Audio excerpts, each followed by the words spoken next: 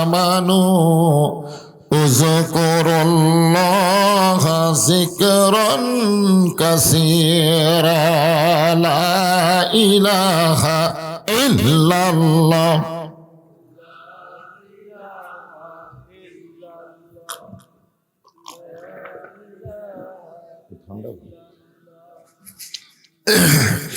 লা ইলাহা ইল্লাল্লাহ লা ইলাহা।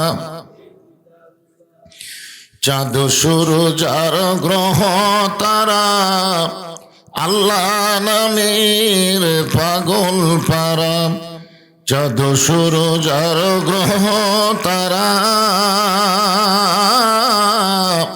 আল্লাহ নামের পাগল পারা। আমার আল্লাহ নামের এতই দয়া, আল্লাহ নামের এতই মায়া, লুকিয়ে রাখছেন হে আল্লাহ জোরে লা ইলাহা ইল্লাল্লাহ লা ইলাহা ইল্লাল্লাহু মুহাম্মাদুর রাসূলুল্লাহ। রাসূলের মহব্বতে জবান খুলে সকলেই বলি সাল্লাল্লাহু আলাইহি ওয়াসাল্লাম। ওমরপাড়া জামে মসজিদ, ঈদগাহ এবং গোরস্থান কমিটি কর্তৃক আয়োজিত আজকের এই বাৎসরিক ওয়াজ মাহফিলে আল্লাহ তাআলা যেনাকে সম্মানিত সভাপতির আসনে কবুল করেছেন, এটিএম ইফতেখার আলম দুলাল মাস্টার আজকের এই মাহফিলের সম্মানিত সভাপতিকে অন্তরের অন্তঃস্থল থেকে আমি শুভেচ্ছা জ্ঞাপন করছি। আজকের এই মাহফিলের সম্মানিত প্রধান অতিথি জনাব আলহাজ মোহাম্মদ জানে আলম খোকা,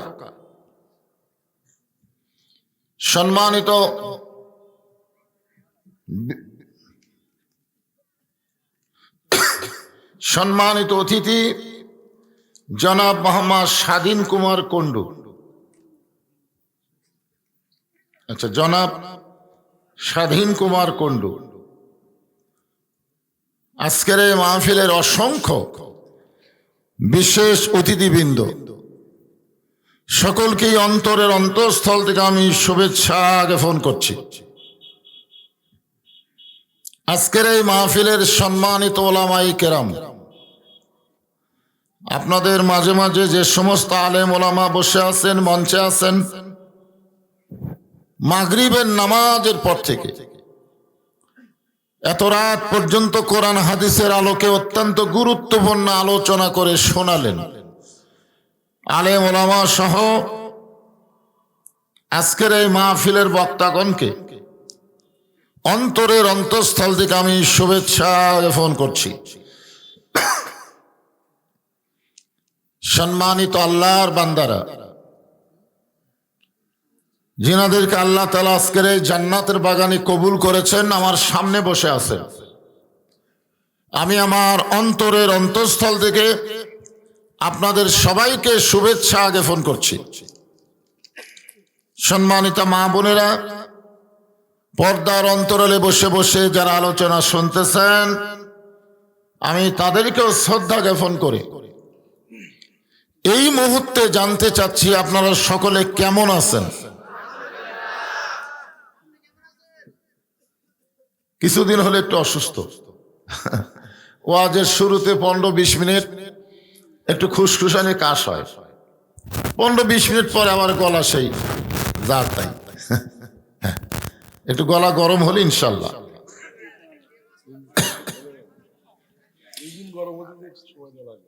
জি, আজকের এই মাহফিলে আপনারা যারা দাঁড়িয়ে আছেন বসেন, হ্যাঁ বসেন বসেন, এত রাত পর্যন্ত যখন চেতনে আছেন তাহলে একটু বসেন। এখানে বসাটাই তো ভাগ্যের ব্যাপার।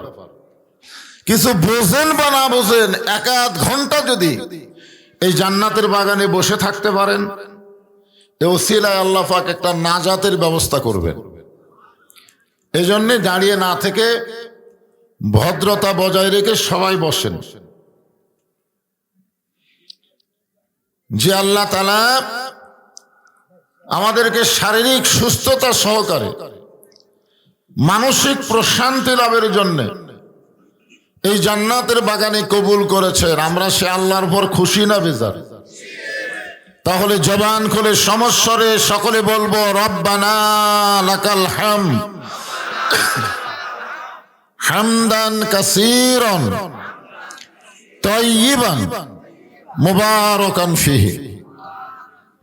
আমরা আল্লাহর প্রশংসা করলাম যে আল্লাহ আমাদেরকে দয়া করে রহম করে মুসলমানের ঘরে মুসলমান হিসাবে কবুল করেছেন। খুশি না বেজার? কয়েকদিন আগে হিন্দুরা ধাবড়ায় একটা মুসলমান উকিলকে হত্যা করছে, নাম দিয়েছি ইসকন। ইসকন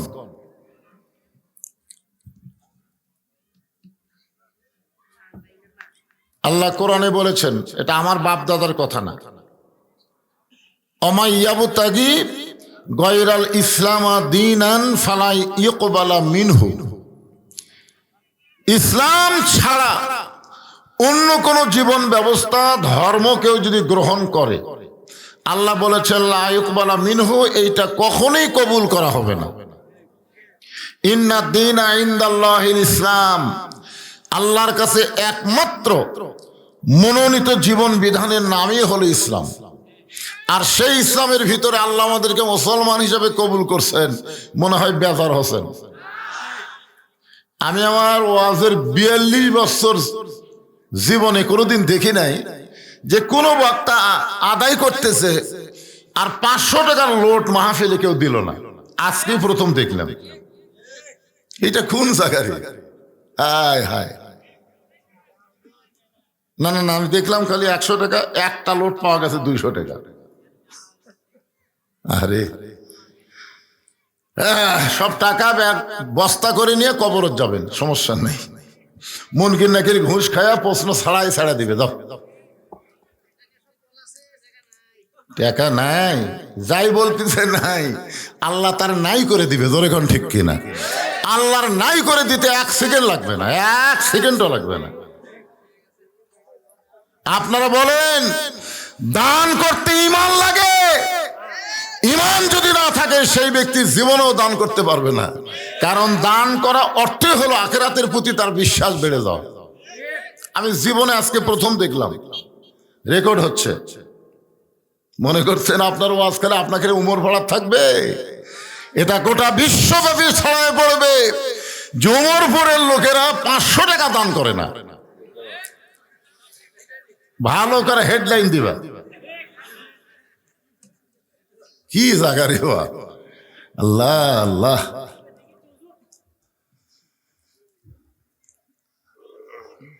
আমরা আল্লাহর প্রশংসা বেশি বেশি করব যে আল্লাহ আমাদেরকে বিশ্বনবীর উম্মত হিসাবে কবুল করেছেন। যত বড়ই পাপী হই না কেন, নবী সুপারিশ করে আমাদেরকে জান্নাতে পৌঁছায় দিবেন। এই সুবহানাল্লাহ যারা যারা বললেন না খুব লাভবান হলেন, যারা বললেন না মুখ বন্ধ রাখলেন। সবাই বলছে, সবাই বললেই সাউন্ড। মনে মনে তো সব করলে হবে না, 2-1টা একটু জোরেও বলা লাগবে। আমরা হাসিনা খারাপ, হাসিনা খারাপ, মনে মনে তো বহু কইছি, কান হসা।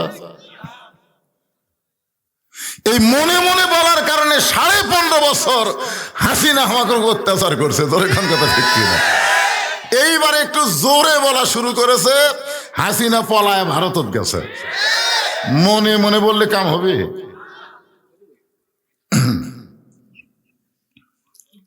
আমরা আল্লাহর প্রশংসা করার কারণ হলো যে কোরআন থেকে আপনারা তাফসীর শুনবেন, এই কোরআনের মধ্যে কোনো সন্দেহ নাই। আপনারা বলেন তো, যেই কোরআনের সন্দেহ নাই সেই কোরআন দিয়ে যদি বাংলাদেশ চলে তাহলে দেশটা কেমন হবে? ভালো হবে না? খালি ওয়াজের মধ্যে থাকবেন। আবু জেহেল কোরআন শোনার মধ্যে 1 নম্বর। আবু জেহেলের চাইতে ভালো কোরআন কেউ শোনেনি, বসারও চান্স পায়নি, সারা রাত দাঁড়িয়ে দাঁড়িয়ে শুনছেন, কিন্তু কোরআনকে গ্রহণ করেনি। সমস্যা হলো এই জায়গায়। আজকে আমাদের বাংলাদেশের মুসলমানেরা কোরআন শুনবে কিন্তু কোরআনকে বাস্তব জীবনে গ্রহণ করবে না। আল্লাহর কোরআনকে গ্রহণ করলে আমাদের বাংলাদেশটা কেমন হবে, আজকে সোনার দেশ কেমন হবে, এটা আজকে আপনাদের দেখানোর চেষ্টা করব কোরআন শরীফ থেকে। একটু দেখার দরকার আছে না নাই? আমাদের জীবনে বাংলাদেশে কোরআন দিয়ে চলবে, এ দৃশ্য দেখা যাবে কি যাবে না, এখন আমরা শঙ্কিত আছি। আমরা জানতাম বিএনপি আর জামাত ভাই ভাই, এদের মধ্যে কোনো কি নাই, ভেদাভেদ নাই। আর এখন আপনাদের শেরপুর এসে দেখতেছি বিএনপির মধ্যেই লেগে গেছে। জোরে কোন কথা ঠিক না? এটি জামাতের আর চান্সই নেই, এরাই লাগছে। আজকে যেখানে সন্ধ্যায় মাহফিল করে আসলাম ওখানে প্রধান অতিথি হলো সিরাজ সাহেব, আজকে এখানে দেখলাম জানে আলম খোকা। আলহামদুলিল্লাহ, লাগে হাসিনা আবার চট করে আসুক। আমরা কোনো মতভেদ করব না, বিবাদ করব না, হাসিনার মতন ফ্যাসিস্টকে বাংলার জমিনে আসতে দেব না। জোরে কোন কথা ঠিক না? আমরা রাসূলের আদর্শে বাংলাদেশ গড়তে চাই। রাসূলের একজন সৈনিক ছিলেন শহীদ জিয়া, তার আদর্শ কিন্তু খারাপ না। তিনি সামান্য কিছু সময় বাংলাদেশকে দিয়ে গেছেন। যতদিন আমরা মুরব্বীরা জীবিত থাকবো শহীদ জিয়াকে এক মুহূর্তের জন্য আমরা ভুলতে পারবো না। জোরে কোন কথা ঠিক না? এখন প্রশ্ন হলো, শহীদ জিয়ার বিএনপি কি আছে? খালেদা জিয়ার বিএনপিও নেই, এখন আলাদা একটা হচ্ছে, আলাদা। আপনি জানেন আপসহীন নেত্রী বেগম খালেদা জিয়া। আমরা এলাকার মানুষদের বলবো, আমাদের মধ্যে কোনো বিবাদ নাই, এই বিবাদের ফাঁক পাইয়া কোন স্বৈরাচারী যেন এলাকার মধ্যে ঢুকতে না পারে। জোরে কোন কথা ঠিক না? আসুন পবিত্র কালামুল্লাহ শরীফ থেকে আমি যে আয়াতে কারিমা যে সূরাটা তেলাওয়াত করছি, ছোট্ট একটা সূরা, নাম হলো সূরা আসর। ধরে বলেন নাম কি? আসর মানে হলো সময়। আসর শব্দের অর্থ হলো সময়ের শপথ করতেছেন আল্লাহ, কারণ সময় অত্যন্ত গুরুত্বপূর্ণ একটা বিষয়। বর্তমানে বাংলাদেশে যে সময় চলতেছে, এই সময়ে কোরআনের মাহফিল করতে গেলে আর কোনো অনুমতি লাগতেছে না। জোরে কোন ঠিক কিনা? দেখছেন কি সময়? আজ থেকে 6 মাস আগে আমাদের বাংলাদেশে কোরআনের মাহফিল করতে গেলে অনুমতি লাগতো, কিন্তু বর্তমান আল্লাহ এমন একটা সময় দিল যে আর কোনো অনুমতি লাগতেছে না। তাহলে সময় ভালো না খারাপ? কিন্তু এই সময়ের শপথ আল্লাহ কেন করলেন এটা আগে আমাদের জানা দরকার। মিশে মায়ায় বন্দি থাইকা করলাম কত খেলা, পশ্চিমে তাকায়া দেখো তোমার ডুইবা গেছে বেলা, এক পলকের নাই ভরসা, মিশে সকল আশা, কখন বুঝি দারুণ ঝড়ে ভাঙবে তোমার বাসা। এই যুবকেরা, আজকের মাহফিলে দেখতেছি অনেক যুবক এসেছে, অনেক যুবক। এই যুবকদের জন্য বলতেছি, বাজান সময়ের গুরুত্ব দাও, সময়ের গুরুত্ব দাও। কারণ আল্লাহর সামনে যখন কেউ দাঁড়াবে আল্লাহ বলবেন তোমার শৈশবকালের হিসাব দেওয়া লাগবে না, বুড়াকালের কোন হিসাব আমি চাই না, খালি যৌবনকালের হিসাব দেওয়া জান্নাতে চলে যাও। আপনারা বলেন তো আমাদের বাংলাদেশের যুবকদের চরিত্র কেমন? জান্নাতে যাওয়ার মতন? হায় হায়, একটা মোবাইল পায়া এরা যা নষ্ট হয়ে গেছে। স্বয়ং জিবরাইল যদি বাংলাদেশে ওয়াজ করে এই যুবকদেরকে ভালো করা যাবে না, কারণ ওয়াজ দিয়ে ভালো হওয়ার দিন শেষ। এখন কোরআনের আইন দিয়ে বাংলাদেশ ভালো করতে হবে। জোরে কোন কথা ঠিক না? ওয়াজ দিয়ে কাম হবে? কোনো কাজ হবে না। হ্যাঁ, এই জন্যে সূরা আসরের মাধ্যমে আমরা কোরআন থেকে জিনিসটা দেখতে চাই। আল্লাহ বললেন ইন্নাল ইনসানা লাফি খুসর, নিশ্চয় মানুষগুলো ক্ষতির ভিতরে। মানুষকে আদর করে আল্লাহ তৈরি করলেন, সেই মানুষ ক্ষতির মধ্যে পড়ুক আল্লাহ এটা চায়। যেরকম চাই নাকি? কিন্তু আল্লাহ একটু রাগ করে কইছেন নিশ্চয় মানুষগুলো ক্ষতির ভিতরে, এটা আল্লাহ রাগের কথা। যেরকম বাপ অনেক সময় বেটার উপর রাগ করে, এই তুই যে বর্তমান সময় ব্যবসা শুরু করলি, তোর ব্যবসার লাভ হবে। বেটা কয় আব্বা কি কোন, লাভের জন্যই তো দোকান দিয়েছে, লাভ হবে না কেন? বাপ বলতেছে বর্তমান যে সময় চলতেছে এই সময় সব বাকি খায়া তোর দোকান শেষ করে দিবি রে।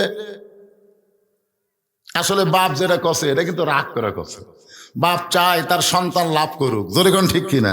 কিন্তু বর্তমান সময়ে কাম হবে, কারণ বর্তমান সময়ে ফেরাউনের বাবুর্চি আছে কিন্তু মুসার মতন শক্তি নাই। ফেরাউনের বাবুর্চি বোঝেন, এক দোকান থেকে বাকি খায় খায় দোকানই শেষ। দোকানদার টেকা চালি কয় আমার চিনিস, আমি ফেরাউনের লোক, চিনিস? এমন বাকি খাওয়া খাসে টেকা চালি দোকান তুলে দিবার চাই। দোকানদার এখন দোকানে সব জিনিস শেষ, রাস্তায় বসে কাঁদতেছে।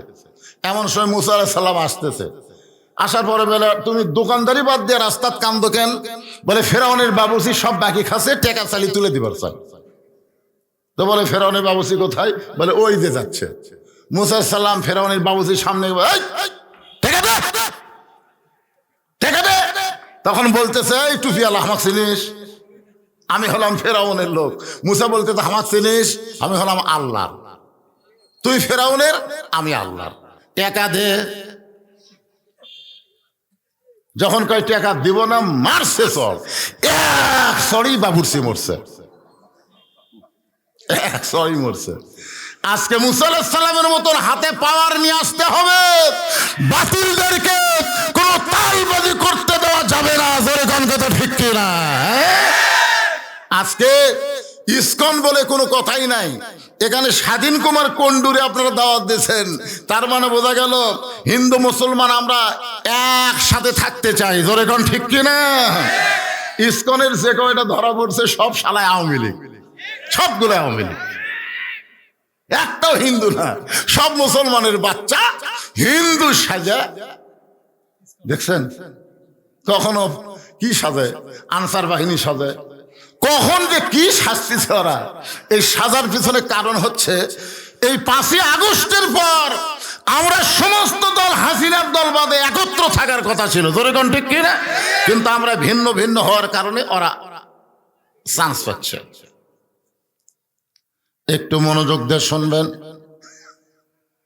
আল্লাহ বললেন ইন্নাল ইনসানা লাফি খুসর, নিশ্চয় মানুষগুলো ক্ষতির ভিতরে, কিন্তু তারাই ক্ষতির মধ্যে পড়বে না। ইল্লাল্লাযীনা আমানু ওয়া আমিলুস সলিহাতি ওয়া তাওয়াসাউ বিল হাক্কি ওয়া তাওয়াসাউ বিস সবর।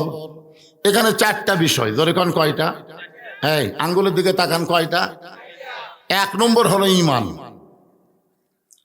ঈমান যদি ঠিক না থাকে আপনি যত আমল করেন কোন আমল আল্লাহর দরবারে কবুল হবে না। আপনার ঈমান বলতে হবে সার্বময় ক্ষমতার মালিককে। আরো জোরে। কেউ যদি বলে আমার দল ক্ষমতাতে আছে, তাহলে বুঝবেন ওই মুশরিক হয়ে গেছে। কারণ ক্ষমতার মালিক কোন দল না, ক্ষমতার মালিক হলো আমার আল্লাহ। ক্ষমতার মালিক কে? আচ্ছা, ভাইকে হজ করছেন? আচ্ছা, আমার ভাই হজ করছে, আমিও হজ করছি। এখানে আরো হয়তো হাজী সাহেব আছেন। ওনারা আমরা যখন আল্লাহর ঘর সামনে পাচ্ছি, সামনে পাওয়ার সাথে সাথে একটা তালবিয়া পড়েছি। তালবিয়া, তালবিয়া বোঝেন? লব্বাইক আল্লাহুম্মা লব্বাইক পড়েন সবাই, সব আছে। লব্বাইক আল্লাহুম্মা লব্বাইক, লব্বাইক লা শারিকা লাকা লব্বাইক, ইন্নাল হামদা ওয়ান নি'মাতা লাকা ওয়াল মুলক লা শারিকা লাক। আপনারা বলেন তো লাকা ওয়াল মুলক লা শারিকা লাকের অর্থ কি? সব হাজী সাহেব কিন্তু ওটি যে স্বীকারোক্তি দিছে, রাজত্বের ভিতরে, রাজনীতির ভিতরে একমাত্র আল্লাহ ছাড়া অন্য কাউকে স্বীকার করি। দেখছেন, প্রত্যেকটা হাজী সাহেব হজের আগে যে দল করে করুক, কিন্তু হজ করে আসার পরে আর কোনো মানুষের দল করা যাবে না, আল্লাহর দল করতে হবে। হজ করার আগেও যেমন, হজ করার পরেও তেমন। বুঝতে হবে তার হাজী নাম হবে, কিন্তু হজ কবুল হবে না। হজ কবুল করতে গেলে দল করা লাগবে কার? আরো জোরে বলেন। কারণ স্বীকার করেছে লাকাল মুলক লা শারীকা লাক, ঈমানকে ঠিক রাখতে গেলে সার্বময় ক্ষমতার মালিক আল্লাহ, দুনিয়ার কোনো মানুষের ক্ষমতা নাই।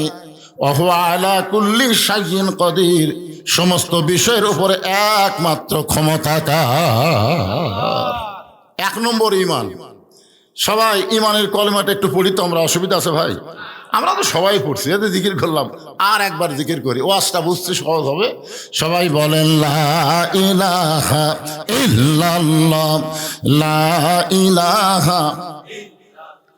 স্বাধীনতার সময় আপনারা তো বড়, ইনি বড়, আপনি স্বাধীনতা যুদ্ধের কথা মনে আছে? মনে নাই, এ বয়স নাই তো। ওই 71ই জন্ম, মানে যুদ্ধের বছরই জন্ম নিয়েছে। ওই স্বাধীনতার সময় আমার এলাকার কিছু হিন্দুরা, বুঝলেন, পাকিস্তানের আর্মি দেখলেই বলতো লা ইলাহা ইল্লাল্লাহ, লা ইলাহা ইল্লাল্লাহ, লা ইলাহা ইল্লাল্লাহ। তখন আর্মিরা বলতো বিলকুল ঠিক হয়, ঠিক হয়। 9 মাস পরে যখন দেশ স্বাধীন হলো, এক হিন্দু বলেছে মুসলমানের কলমার দাম আছে। আমি বললাম আপনি হিন্দু হয়ে মুসলমানের কলমার দাম কেমনে বুঝলেন? বলে যুদ্ধের সময় এই কলেমা মুখে জারি রাখার কারণে আর্মির হাত থেকে বেঁচে গেছি পারে। আমি কইলাম শোনেন, খালি মুখে কলেমা থোয়ার কারণে যদি আর্মির হাত থেকে বাঁচেন, এই কলেমা যদি কলিজার মধ্যে জায়গা দিবার পারেন, তাহলে জাহান্নামের আগুন থেকে আল্লাহ বাঁচাই দিবে। ধরে কোন ঠিক কিনা? এখন আপনারা বলেন ঈমানকে খালি মুখে থুবেন না ভিতরে ঢুকাবেন? ঈমান যখন কলিজার মধ্যে ঢুকবে, ওই মানুষটার চরিত্র হবে এমন পর্যায়ে, দরকার হলে জীবন দিবে কিন্তু বাতিলের সঙ্গে আপোষ করবে না। দরকার হলে জীবন দিবে কিন্তু বাতিলের সঙ্গে কি করবি না? কথা বলেন, কি করবে না? আমাদের কাছে জীবনের দাম বেশি না ঈমানের দাম বেশি? সবাই বলেন, জীবনের দাম বেশি না ঈমানের দাম বেশি? ঈমানের দাম যদি বেশি হয় তাহলে তাসদিক বিল জানান, কলিজার মধ্যে ঈমান ঢোকানোর পরে রাসূল বলতেছেন আমল বিল আরকান, ঈমান অনুযায়ী আমল করা লাগবে। আর ঈমান অনুযায়ী আমল যদি করতে চান, 1 নম্বর আমলের নাম হলো নামাজ। ধরে বলেন নাম কি? কিসের? ওমরপাড়া জামে মসজিদ। বিএনপি আসলো, আমরা দেখেছি স্বাধীনতার পরে শেখ মুজিবুর রহমান, শহীদ প্রেসিডেন্ট জিয়াউর রহমান, এরশাদ চাচা, 3টা মরদ মানুষের পরে আর কোন মরদ মানুষ পাচ্ছেন? এমনি অস্থায়ী হয়তো সামান্য দায়িত্ব আছে, কিন্তু মেয়েরাই রাজত্ব করছে। একটা হলো বেগম খালেদা জিয়া, তারপরে আবার বাপের বেটি হাসিনা, তারপরে আবার বেগম খালেদা জিয়া, তারপর ভোট পাক বা না পাক হাসিনাই। জোরে কোন কথা ঠিক কি না? হায় হায় রে, কি একটা বিপদ আমাদের ছিল যে আমাদের মাথার উপর মেয়ে মানুষ ছুড়ে লাফালাফি করলো। অথচ আল্লাহ রাসূল বলেছেন মা তারাকতু বাদি আলা উম্মতি ফিতনাতুন আদাররা রাসূলু মিনান নিসা। রাসূল বলেছেন আমার পরে আমার উম্মতের জন্য সবচাইতে বড় বিপদ হলো পুরুষ মানুষের উপরে নারী নেত্রী হওয়া। তাহলে আমরা এত বছর এমন একটা বিপদে ছিলাম, আমরা সবাইকে আল্লাহর কাছে বলতে পারি যে আগামীতে আর যাই হোক, যে দলই ক্ষমতা পাক, কোন নারী নেতৃত্ব আমরা আর মানব না। জোরে কোন কথা ঠিক কিনা? রাসূল বলেছেন, এরা আমার বাপ দাদার কথা না। ধরবার সালে বজরুশেখ না ধরে রাসূলক ধরো। আল্লাহ রাসূল বলেছেন হালাকাতির রাজুলু হিনা আতাতিল নিসা, পুরুষ জাতি তখনই ধ্বংস হবে যখন তারা নারীদেরকে নেত্রী বানাবে। কি একটা বিপদ! হ্যাঁ, একটু মনোযোগ দিয়ে শোনেন।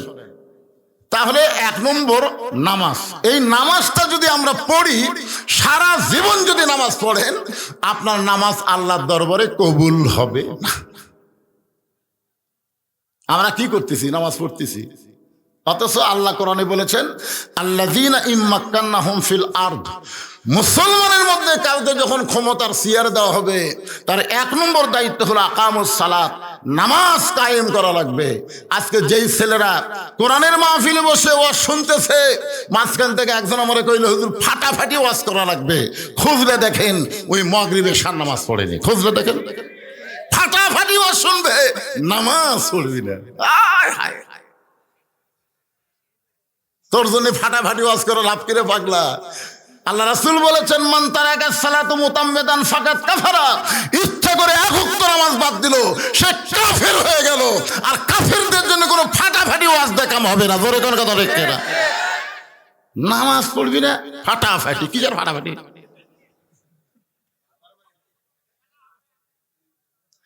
এক নম্বর হলো নামাজ। আর এই নামাজটা আল্লাহর কোরআন দিয়ে কায়েম করা লাগবে। নামাজ কিয়ামত পর্যন্ত পড়বেন, কাম হবে না। নামাজ যদি কায়েম করতে চান তাহলে মানুষের তৈরি আইন দিয়ে নামাজ কায়েম হবে না। নামাজ কায়েম হবে আমার আল্লাহর কোরআন দিয়া। ঠিক কিনা বলেন? আল্লাহর কোরআন দিয়ে যখন নামাজ কায়েম হবে তখন সেই পৃথিবীর মানুষ জানতে পারবে কোরআনটা আসলে কেমন। একটু মনোযোগ দিয়ে শুনবেন। বাংলাদেশের মতন ৯৬টা দেশের খলিফা হচ্ছেন হযরত ওমর। আমাদের দেশটা যত বড়, এরকম ৯৬টা দেশের প্রধানমন্ত্রীর নাম হলো হযরত ওমর। জোরে কোন সুবহানাল্লাহ। ছদ্মবেশে মদিনার অলি গলি ঘুরতেছেন আল্লাহর নামাজ দেখার জন্য, আল্লাহর কোরআন দেখার জন্য। ঘুরতে ঘুরতে হযরত ওমর দেখতে পায় দুই পাহাড়ের মাঝখানে একটা বিস্তীর্ণ মরুভূমি। ওই মরুভূমির মধ্যে একজন রাখাল উট আর দুম্বা চড়ায়। হযরত ওমর আল্লাহর কোরআনকে দেখার জন্য রাখালকে সালাম দিলেন, আসসালামু আলাইকুম রাখাল ভাই, আমার পেটে ক্ষুধা লাগছে, আমি উটের এক পেয়ালা দুধ চাই। রাখাল মুস্কি মুস্কি হাসতেছে। ওমর ফারুক বলে, রাখাল আমি তোমারে সালাম দিলাম, উটের দুধ চাইলাম, আর তুমি মুস্কি মুস্কি হাসো কেন? রাখাল বলতেছে, পথিক তোমার সালামের উত্তরও দেব না, উটের দুধও তোমাকে দিবার পারবো না। আমি শুধু তোমার কাছে জানতে চাই তোমার পরিচয় কি? তোমার পরিচয় কি? তুমি কোন নাম দিলা? আগে তোমার পরিচয় দাও। ওমর ফারুক চিন্তায় পড়ে গেলেন, আমি অর্ধ পৃথিবীর খলিফা, আমার নাম হলো ওমর, এই পরিচয় যদি আমি রাখালের কাছে দেই তাহলে আল্লাহর কোরআন তো দেখতে পাবো না। এখন ওমর ফারুক যখন চিন্তা করতেছে, এমন সময় কোরআন সামনে দাঁড়ায় বলতেছেন, ওমর রাখাল যখন তোমার পরিচয় চাইছে, তুমি আসল পরিচয় দাও। তোমার আসল পরিচয় হলো মিল্লাতা আবিকুম ইব্রাহিম হুয়া সাম্মাকুমুল মুসলিমিন। এটা কি আমার কথা? কার কথা? আল্লাহ বলতেছে, রে মুসলমান, এ মুসলমান শোন, তোমাদের জাতির পিতার নাম হলো ইব্রাহিম। আমাদের জাতির পিতার নাম কি? হ্যাঁ, সবাই বলতেছে না।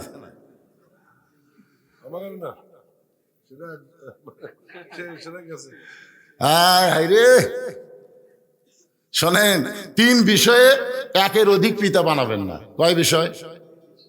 বিষয়টা খেয়াল করেন, যদি বানান তাহলে বিপদ হবে।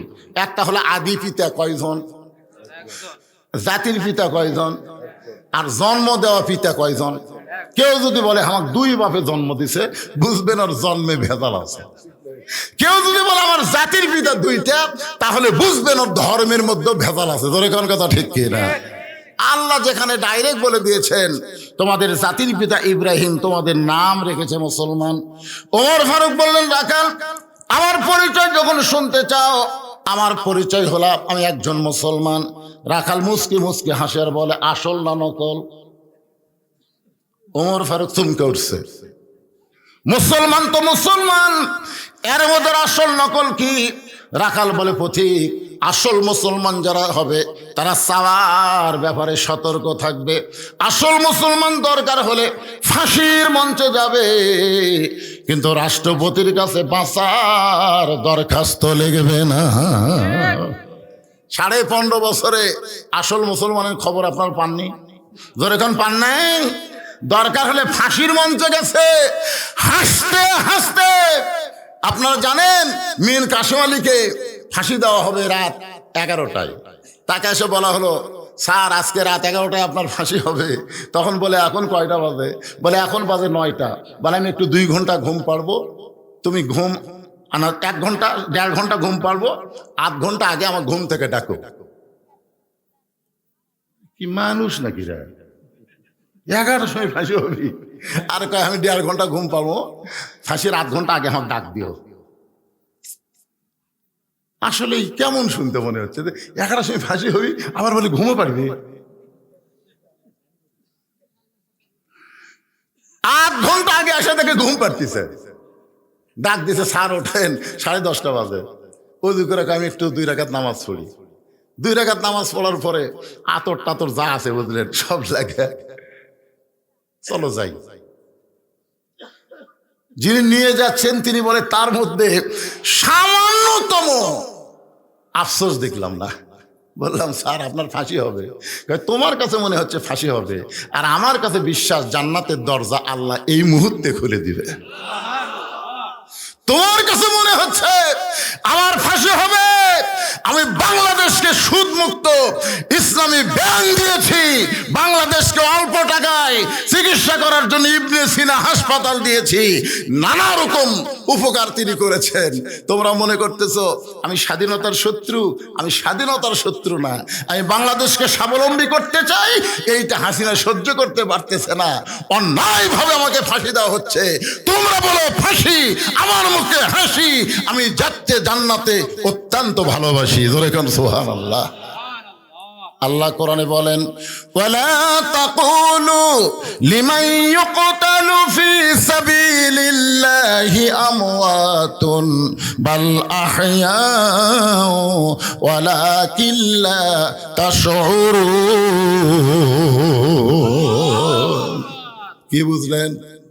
আল্লাহ রাস্তায় যাদেরকে অন্যায়ভাবে হত্যা করা হবে, আল্লাহ বলেছেন তোমরা তাদেরকে মৃত্যু বলো না, আমি আল্লাহ বলতেছি তারা জীবিত। যার প্রমাণ হলো আবু সাইদ, যার প্রমাণ হলো মুগ্ধ।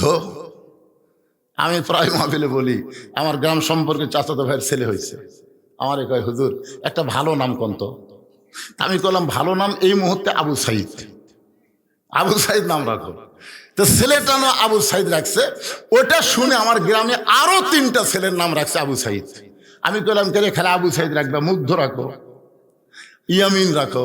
তো এখন আমার গ্রামের যেটাই ছেলে হচ্ছে সেটাই ইয়ামিন, সেটাই মুগ্ধ, সেটাই আবু সাইদ। আপনারা বলেন তো ডাকতেছে ছেলের মা আবু সাইদের বাপ, বাবা বলছে আবু সাইদের মা, হাই হাই আবু সাইদ মরছে।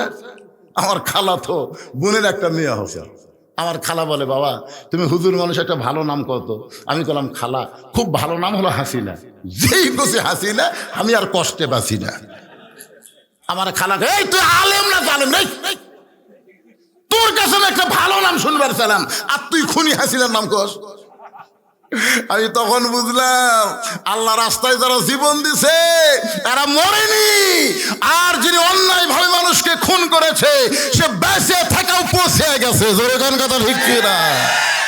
কিয়ামত পর্যন্ত এই বাংলার কোন মুসলমান তার ছেলের নাম ইয়াজিদ রাখবে না, বাংলার কোন মুসলমান তার মেয়ের নাম হাসিনা থুবে না, তবে না।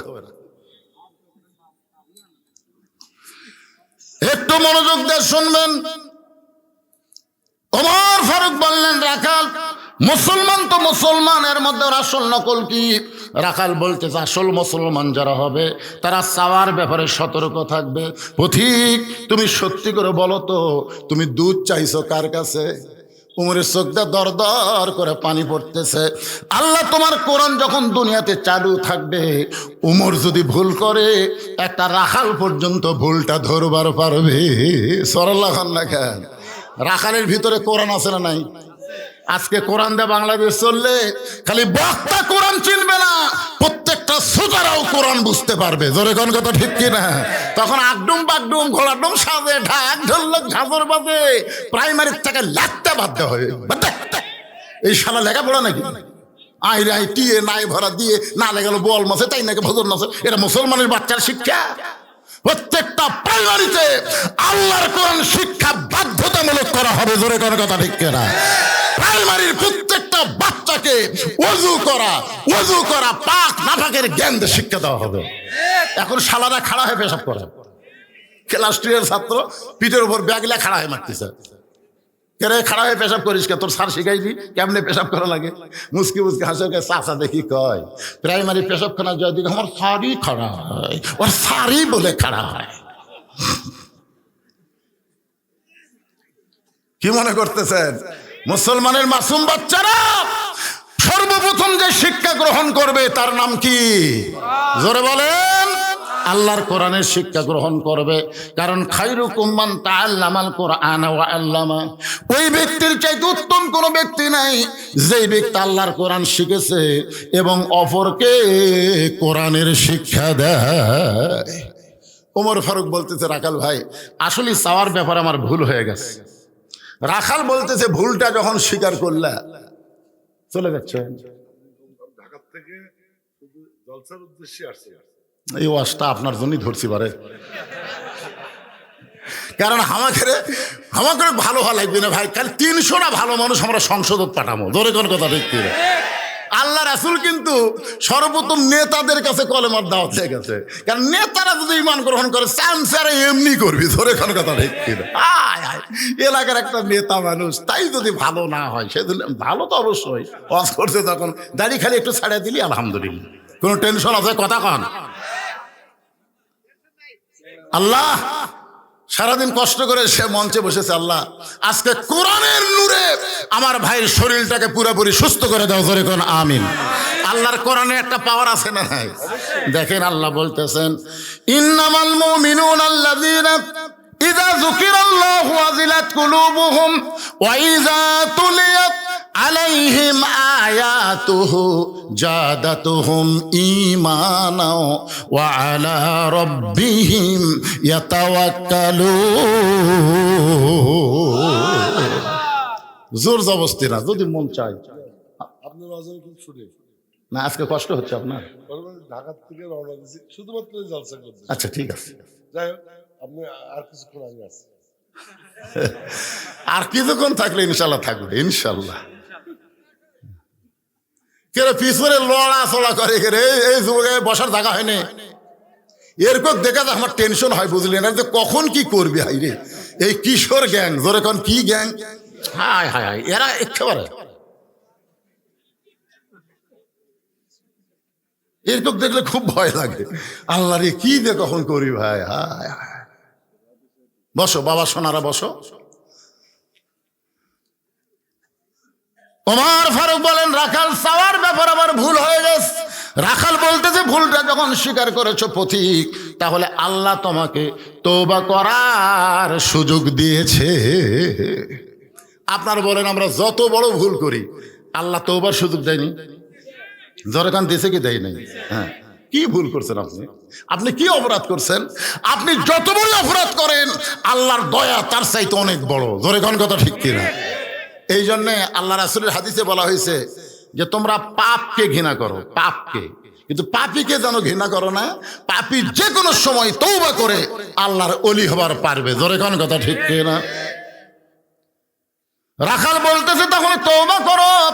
ওমর ফারুক বলে, ঠিক আছে আমি তওবা করতেছি। রাখাল বলে, তুমি মূর্খ মানুষ, তুমি তওবা কেমনে পড়বা? আমি তওবা করাই, তুমি আমার সঙ্গে তওবা করো। ওমর ফারুক চুম করছে, চুম করে বলতেছে, রাখাল ভাই আমি যে মূর্খ এইটা তুমি কেমনে বুঝলে? আপনারা বলেন তো ওমর ফারুক কি মূর্খ? আল্লাহ রাসূল বলেছে, আমার পরে কেউ যদি নবী হতো লাউ কানা ওমর, আল্লাহ উমরকে নবী বানায় দিত। আর সেই রাখাল উমরকে বলতেছে তুই মূর্খ। ওমর ফারুক বললেন, রাখাল ভাই আমি মূর্খ তুমি কেমনে বুঝলে? রাখাল বলতেছে, চাওয়ার ব্যাপারে যে সতর্ক থাকে না সে হলো সবচাইতে বড় মূর্খ। কিসের ব্যাপারে? চাওয়া। আপনার যদি কোনো সময় বলেন, আপনার তো বলবেন না, যদি বলেন আমার দয়াল বাবার দরবারেতে কেউ ফিরে, মাথার ফোঁক উঠছে, কে রে পাগলা ঢুকতেছে। আপনাকে মির্জাপুরের আশেপাশে কিন্তু দয়াল বাবা কিছু আছে, দরকার আছে না? ঢুকতেছে, এটা আপনি খালি চেঞ্জ করেন। এটা বলা লাগবে কি, আমার দয়ার আল্লাহর দরবারেতে কেউ ফিরে না খালি হাতে, আল্লাহ আল্লাহ আল্লাহ। কিন্তু ওটি আল্লাহর জায়গায় বাবা ঢুকেছে। আমার দয়ার আল্লাহ না কয়ে দয়াল বাবার দরবারেতে। আপনি যত বড় ইমানের দাবি করেন, আল্লাহ বাদে কারো কাছে যদি হাত পাতান তাহলে আপনি মুশরিক হয়ে যাবেন। ইয়াকা নাবুদু ওয়া ইয়াকা নাস্তাইন, আমরা ইবাদত করি যার, সাহায্য চাইবো তার কাছে। ধরে কোন ঠিক কি না? রাখাল বলতেছে তুমি যে মূর্খ তার প্রমাণ পাওয়া গেছে, তুমি দুধ চাইছো কার কাছে? ওমর ফারুক বলেন রাখাল ভাই তাহলে তুমি আমাকে তওবা পড়ায় দাও, আমি মূর্খ মানুষ, আমি তওবা পড়তে পারবো না, তুমি আমারে পড়ায় দাও। এবার রাখাল হযরত ওমরকে তওবা পড়াচ্ছেন। যারা মাগরিব এশার নামাজ না পড়ে ওয়াজ শুনতেছেন, আর যারা আমরা এশার নামাজ পড়েছি আমরা সকলে মিলে তওবা করব, অসুবিধা আছে? যারা পড়ে নাই তারা তো পড়েই নাই, আর আমরা যারা পড়েছি তারা কিন্তু যেমন পড়া লাগে সেভাবে পড়তে পারি নাই। এই জন্য সকলে আমরা তওবা করব। সবাই আল্লাহর কাছে বলেন আস্তাগফিরুল্লাহ রব্বি মিন কুল্লি জামবি ওয়া তুবু ইলাইহি। একেবারে তওবা করতে শরম লাগতেছে। সবাই জবান খুলে বলেন লা হাওলা ওয়ালা কুওয়াতা ইল্লা বিল্লাহিল আলিয়্যিল আযীম। ওমর ফারুক তওবা পড়ার পরে বলতেছে রাখাল ভাই আল্লাহর হস্তে ওটের এক পেয়ালা দুধ দাও। রাখাল মুস্কি মুস্কি হাসে। ওমর ফারুক বলে আমি তো আল্লাহর হস্তে চাইলাম, আবার হাসো কেন? বলে হাসার কারণ হলো তওবা পড়ার পরে তুমি আবার মুনাফিকি করলে। যেই কইছে মুনাফিক, ওমর ফারুকের চেহারা রক্তের মতো লাল হয়ে গেছে। কারণ কাফের শোনা যাবে, মুনাফিক শোনা যাবে না। আপনারা বলেন তো জাহান্নামের সবচাইতে নিচে কারা থাকবে? সবাই বলেন কারা থাকবে? কাফেরেরা থাকবে জাহান্নামের উপরে, আর মুনাফিক থাকবে নিচে। আল্লাহ রাসূল বললেন উপর থেকে কাফেরেরা যে পেশাব পায়খানা করবে, তলে থেকে মুনাফিকরা সেই পেশাব পায়খানা খাবে। সাহাবীরা বললেন হুজুর এই বদমাইশ মুনাফিক কোন দলের মধ্যে থেকে বাড়াবে? আল্লাহ রাসূল বলেন হিন্দুর মধ্যে কোনো মুনাফিক নাই, ইহুদের মধ্যে কোনো মুনাফিক নাই, খ্রিস্টানদের মধ্যে কোনো মুনাফিক নাই। মুনাফিকের আবাদ হবে মুসলমানের ভিতরে। তাহলে মুনাফিকের আবাদ কার মধ্যে হবে? মুসলমানের মধ্যে। আমরা যারা মুসলমান আমাদের মধ্যে মুনাফিকের আবাদ হবে। ওমর ফারুক বলে রাখাল আমার মধ্যে মুনাফিকের কি দেখলা? রাখাল বলতেছে লিমা তাকুলু মা লা তাফআলুন। আপনারা বলেন তো রাখালের মধ্যে কোরআন আছে না নাই?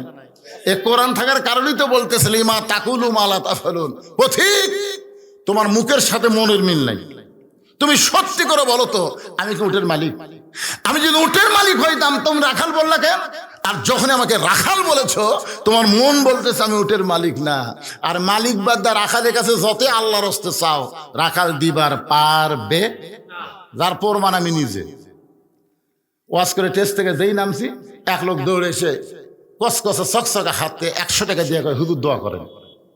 টাকা দেখে আমার লোভ হলো, পকেটে থুয়ে বললাম বাবা কিসের দোয়া?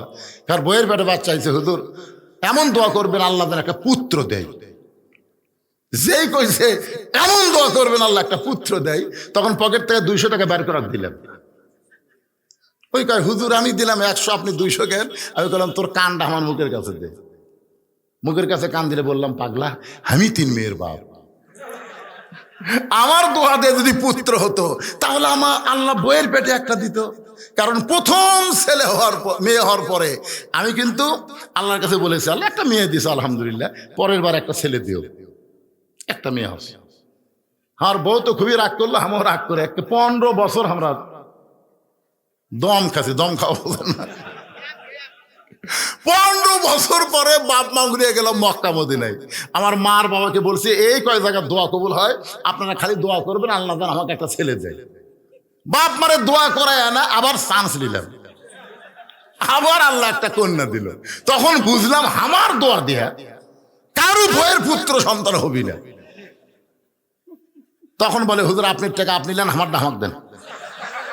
ওরে যে 100 টাকা দিয়েছি মারতেছে দৌড়। আমি বলে কোথায় যাবি? বলে কাউসারির কাছে। আমি বলে কাউসারির কাছে কেন যাবি? বলে কাউসারির পুত্র সন্তান আছে হুজুর, ওরই কাছে দোয়া নিব। আমি বললাম পাগলা, কোনো কাউসারির কাছে না, কোনো বাবার কাছে না, কোনো মাজারে না। বাবার যদি চাও কেবলমাত্র আল্লাহর কাছে চাইতে হবে। জোরে কোন কথা ঠিক কিনা? একমাত্র চাওয়া লাগবে কার কাছে? রাখাল বলে পথিক আল্লাহর রাস্তায় যদি উঠে এক পেয়ালা দুধ চাও তাহলে এখান থেকে মালিকের বাড়ি 10 মাইল দূরে, ওই মালিকের বাড়ির দরজাত গিয়ে বলো, মালিক তোমার রাখাল উট আর দুম্বা চড়াই, তুমি মালিক যদি হুকুম দাও তাহলে রাখাল আল্লাহর হস্তে উটের 1 পেয়ালা দুধ দিবে। ওমর ফারুক বলে, রাখাল ভাই এত কষ্ট করে 10 মাইল দূরে মালিকের বাড়ি যাওয়ার দরকার নাই, বরং তোমাকে 2টা টাকা দিলাম, এই 2টা টাকার বিনিময়ে তুমি উটের 1 পেয়ালা দুধ দাও। রাখাল মুসকে মুসকে হাসে। ওমর ফারুক বলে, আবার হাসতে তো কেন? রাখাল বলে, পথিক তুমি সত্যি করে বলো তো, তুমি কি হযরত ওমর চেনো? বলো। ওমর চুম করছে। রাখাল বলতে, সত্যি করে বলো তুমি কি হযরত ওমরকে চেনো? যদি ওমরকে চিনতে তাহলে এরকম বেসাইজা কথা বলতে না। এই তুমি জানো ওমর আল্লাহর কোরআন দিয়ে রাষ্ট্র চলায়? উমরের গুপ্ত বাহিনী যদি দূর থেকে দেখবার পায় তুমি আমাকে 2 টাকা ঘুষ দিছে, আর মালিক বাদে তোমাকে 1 পেয়ালা উটের দুধ দিলাম, তাহলে তোমাকেও ধরবে আমাকেও ধরবে, এই বুড়া বয়সে তুমি ধরা পড়বা? ওমর ফারুক বলেন, রাখাল তাহলে চলো পাহাড়ের গুহার মধ্যে গিয়ে আমি তোমাকে গোপনে 2 টাকা দিব, তুমি গোপনে ওটের 1 পেয়ালা দুধ দিবা। ওমরের গুপ্ত বাহিনীও জানতে পারবে না, তোমার মালিকও বুঝতে পারবে না। রাখাল চিল্লায় বলে, তুমি ভণ্ড, তুমি ভণ্ড, তুমি ভণ্ড। ওমর ফারুক বলে, রাখাল আমার মধ্যে ভণ্ডামির কি দেখলা? রাখাল বলে, পথিক পাহাড়ের গুহার মধ্যে দেওয়া না করলে ওমরের গুপ্ত বাহিনী দেখতে পাবে না, আমার মালিক জানতে পারবে না, কিন্তু রাখালের আল্লাহ দেখতে পায়। সঙ্গে সঙ্গে হযরত ওমর মারছে দৌড়, 1 দৌড়ে গিয়ে পাহাড়ের পাদদেশে যায় নামাজ বিছা 2 রাকাত নামাজ পড়ে কান্দে আর বলে, আল্লাহ তোমার কোরআন এত সুন্দর, তোমার কোরআন এত সুন্দর, এটা ঘরের মধ্যে বোঝা যাবে না, এটা বাইরে এসে দেখলাম। আল্লাহ মাবুদ আজকে তোমার কোরআনের আইন চলার কারণে রাখাল না দেখে আল্লাহকে তার কলিজার মধ্যে জায়গা দিছে, কেউ না দেখলেও তার ঈমান বলতেছে আল্লাহ দেখতেছে। আল্লাহ তোমার কোরআন এত সুন্দর। আল্লাহ আজকে রাখালের মধ্যে আমি রাখালি দেখিনি, আমি তোমার কোরআন দেখেছি। জোরে কান সুবহানাল্লাহ। আপনার বলেন তো, কেউ না দেখলেও আল্লাহ দেখে, এই একটা বিশ্বাস যদি বাংলাদেশে থাকে তাহলে কোনো সিন্ডিকেট হবে?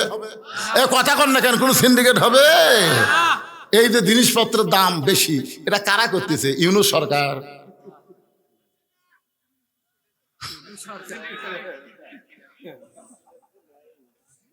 না আমি না থাকলেও জায়গা মতো আছে, বুঝতেছেন না? আমি আজকে যেখানে মাগরিবের ওয়াজ করলাম এরা ভিডিও করছে, ওখানে বলেছে ভারতের বাপেরও ক্ষমতা নাই বাংলাদেশের মুসলমানের সাথে যুদ্ধ করে, কারণ বাংলাদেশের সাথে লাগার সঙ্গে সঙ্গে ভারতের 7টা 7 সিস্টার আছে না নাই? ধরে কেন আছে না? একবারে ভাঙ্গে দেবে। মুদি খালি হম্পদম্প করতেছে, আসলে ওর পাওয়ার নাই। এই জন্য একটা গানও গাইলাম, মুদির বউ নাই। জাগা মতো গেছে। জোরে কোন কথা ঠিক কিনা? একটু মনোযোগ দিয়ে শুনবেন। ওমর ফারুক যখন কাঁদতেছে, রাখাল পিছনে এসে বলতেছে, যতই কান্দো আমি তোমাকে উটের দুধ দিবার পারলাম না। ওমর ফারুক বলে, রাখাল ভাই উটের দুধের কোনো দরকার নাই, বরং তোমার কাছে আমি জানতে চাই, তুমি না দেখা আল্লাহকে কলিজার মধ্যে জায়গা দিয়া তুমি যে আল্লাহর কোরআন অনুযায়ী চলতেছ, এর বিনিময়ে তোমার চাহিদা কি? আমার কথা কি বুঝতে পারতেছেন? তুমি না দেখা আল্লাহকে কলিজার মধ্যে জায়গা দিয়ে তুমি যে আল্লাহর কোরআন অনুযায়ী চলতেছ, এর বিনিময়ে তোমার চাহিদা কি? আজকে যদি মানুষ বলে আল্লামা সাইদি হুজুর 50 বছর কোরআনে তাফসির করে 13 বছর জেলখানায় বন্দি থাকলো, আবার জেলখানা থেকে হাসপাতালে নিয়ে গিয়ে তাকে হত্যা করা হলো, সাইদি হুজুরের চাহিদা কি? ইমামে আজম আবু হানিফার চাহিদা কি? একটা চাহিদা আছে, অবশ্য আছে না নাই? আবু সাইদের চাহিদা কি? মুগ্ধর চাহিদা কি? প্রায় 2000 ছাত্র জনতা জীবন দিল, এদের একটা চাহিদা আছে তো না? চাহিদা নাই? অবশ্যই আছে। এখন আমাদের চাহিদার সাথে ওদের চাহিদা মিল পড়ে কিনা সেটা একটু জানা দরকার। ওমর ফারুক বললেন, রাখাল তোমার ভালো কোনো চাকরি নাই, ভালো কোনো বাড়ি নাই, ভালো কোনো খাওয়া দাওয়া নাই, এই রোদে পড়ে পড়ে উর্দুম্বা চারাও, এরপরও আল্লাহর কোরআন অনুযায়ী চলো। তোমার চাহিদা কি?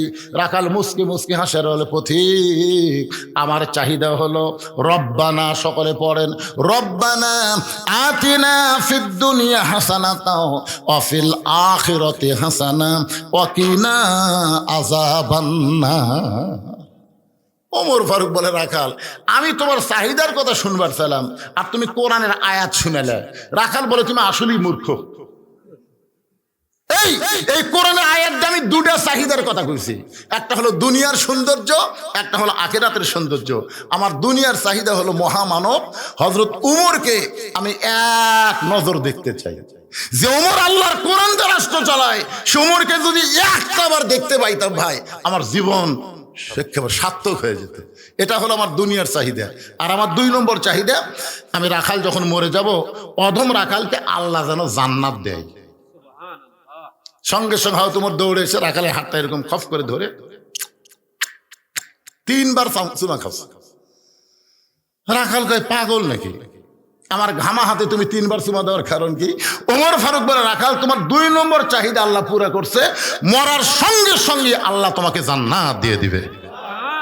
আপনারা তো সুবহানাল্লাহ কইলেন, কিন্তু রাখাল সুবহানাল্লাহ কয় না। ওমর ফারুক বলে, রাখাল আল্লাহ তোমার 2 নম্বর চাহিদা পুরা করছে রে, মরার সঙ্গে সঙ্গে জান্নাত পাবা। রাখাল সুবহানাল্লাহ কয় না। ওমর ফারুক কয়, কে রে রাখাল সুবহানাল্লাহ কইছ না কেন? রাখাল বলতেছে, বাকির কথা ভালোই বলতেছো, মরার পরে জান্নাত পাবো, কিন্তু হযরত উমরকে এক নজর দেখবার পাবো, এই লগত কথা বলতে তোমার কোন জায়গায় বাজায়? উমরকে দেখা হলো লগত আর জান্নাত হলো বাকি। তুমি বাকিটা ঠিকই বলতেছো। আজকে আমাদের বাংলাদেশে আমরা বাকি অনেক বলি। এই যে ওয়াজ করলো, টাকা দিল 10, ব্যস্ত ফসা ফস, টাকা দিল 20, ব্যস্ত দিয়ে দিস। এই যে আমরা দোয়া করলাম না, একজন 200 টাকা দিল, কি দোয়া? আর বাপ মা 14 গোষ্ঠী আল্লাহ জান্নাত দেয়, ওই টাকা যদি সুদের দেয় তাহলে দোয়া কিন্তু উল্টা যাবি ভাই, ধরে গান ঠিক কিনা? একটু মনোযোগ দিয়ে শুনবেন। ওমর ফারুক বলে, রাখাল মরার সঙ্গে সঙ্গে আল্লাহ তোমার জান্নাত দিবে। রাখাল বলতেছে, বাকির কথা বিশ্বাস পরে করব। ওমর ফারুককে কেমনে দেখতে পাবো? এই নগদ কথা বলতে তোমার কোন জায়গাত বাজে? ওমর ফারুক চিন্তাত পড়ে গেলেন, যে রাখাল আমাকে তওবা পড়াছে, যে রাখাল আমাকে মুনাফিক কইছে, যে রাখাল আমাকে ভণ্ড কইছে, এখন যদি বলি আমি ওমর, বলাও সারা, রাখাল হার্ট ফেল করে মরাও সারা। এমন সময় আল্লাহর কোরআন বলতেছে, উদু ইলা সাবিলি রাব্বিকা বিল হিকমা। ওমর ডাইরেক্ট যদি বলবার না পারিস, তাহলে ইনডাইরেক্ট অ্যাঙ্গেল করে বল। ওমর ফারুক বলে, রাখাল ভাই সত্যি যদি হযরত ওমরকে দেখবার চাও, তাহলে তোমাকে ফজরের নামাজ সামনে কাতারে আদায় করা লাগবে। ফজর যদি সামনে কাতারে আদায় করো, মেহরাবের মধ্যে যেই মানুষটাকে দেখবা ইমামতি করতেছে, ওই মানুষটি হলেন হযরত ওমর। এখন সামনে ইলেকশনে যারা ভোট চাবার আসবে, আপনি খালি দেখবেন তো যে কোন প্রার্থী ইমামতি করবার পারে। আর মাথা ঝুঁকতেছে না, আর ঝুঁকতেছে না, কেরে ফাটাফাটি ওয়াজ শুনবি, এখন কথা কইস না কেরে? হ্যাঁ কি ওমর ফারুক বলতেছে, ওমরকে যদি দেখবার চাও, ফজরের নামাজ সামনে কাতারে আদায় করে মেহরাব দিকে লক্ষ্য করে দেখবা, যেই মানুষটা ইমামতি করতেছে সেই মানুষটি হলো হযরত ওমর। আল্লাহর কোরআন আইন যদি বাংলাদেশে দেখতে চান, তাহলে যারা ইমামতি করার যোগ্যতা রাখে তাদেরকে সংসদে পাঠান লাগবে। জোরে কোন ঠিক কিনা ভাইজান? খালি মুখে মুখে কোরআন চাইলে হবে না, এই পদ্ধতিতে কাজ করা লাগবে। জোরে কোন কথা ঠিক কিনা?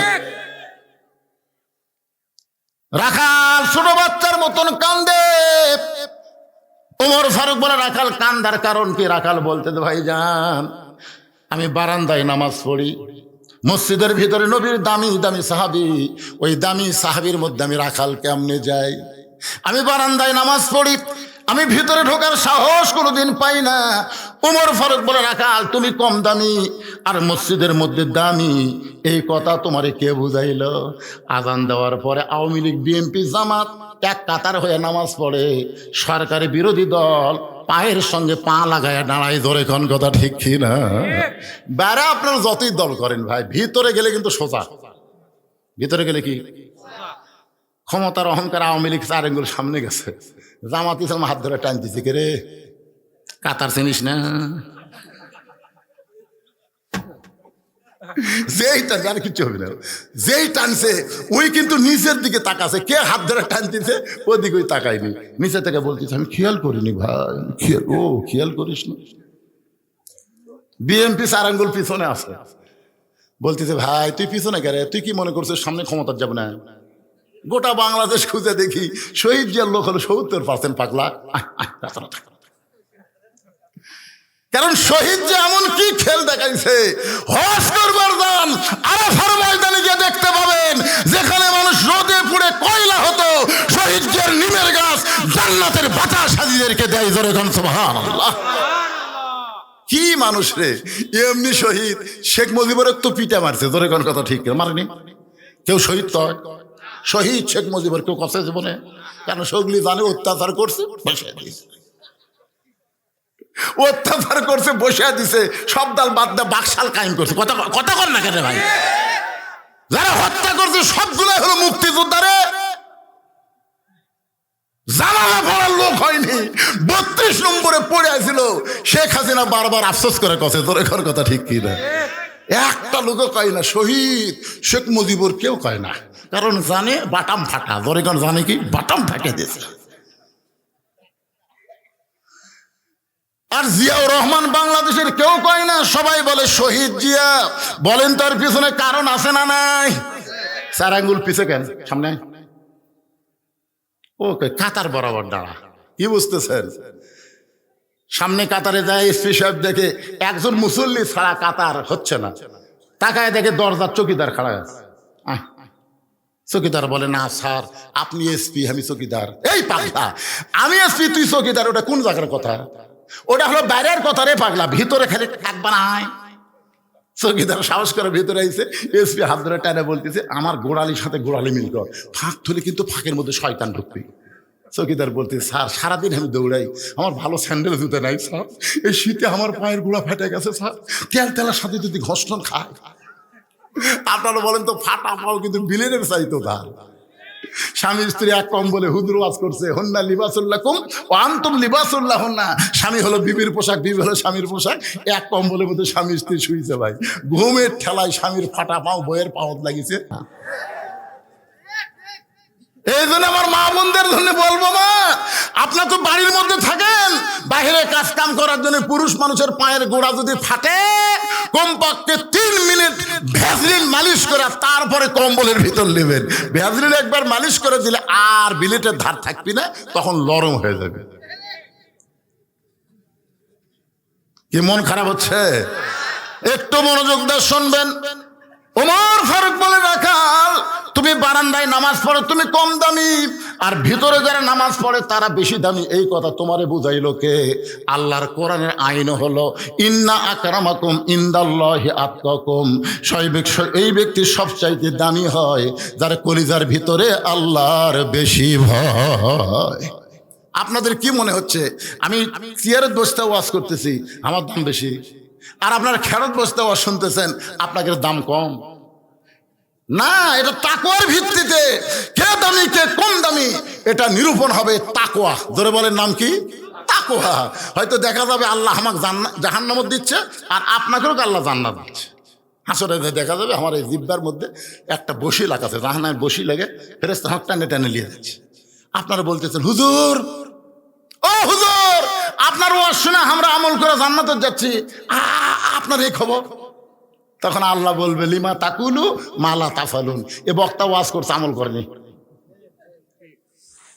অধিকাংশ বক্তারাই জাহান্নামে যাবে, কারণ তারা ওয়াজ করে ফজরের নামাজ জামাতে পড়ে না, আর ফজর জামাতে না পড়লে সে মুনাফিক হয়ে যাবে। ধরে কথা কন না, কথা কন। আল্লাহর বান্দার একটু মনোযোগ দেন।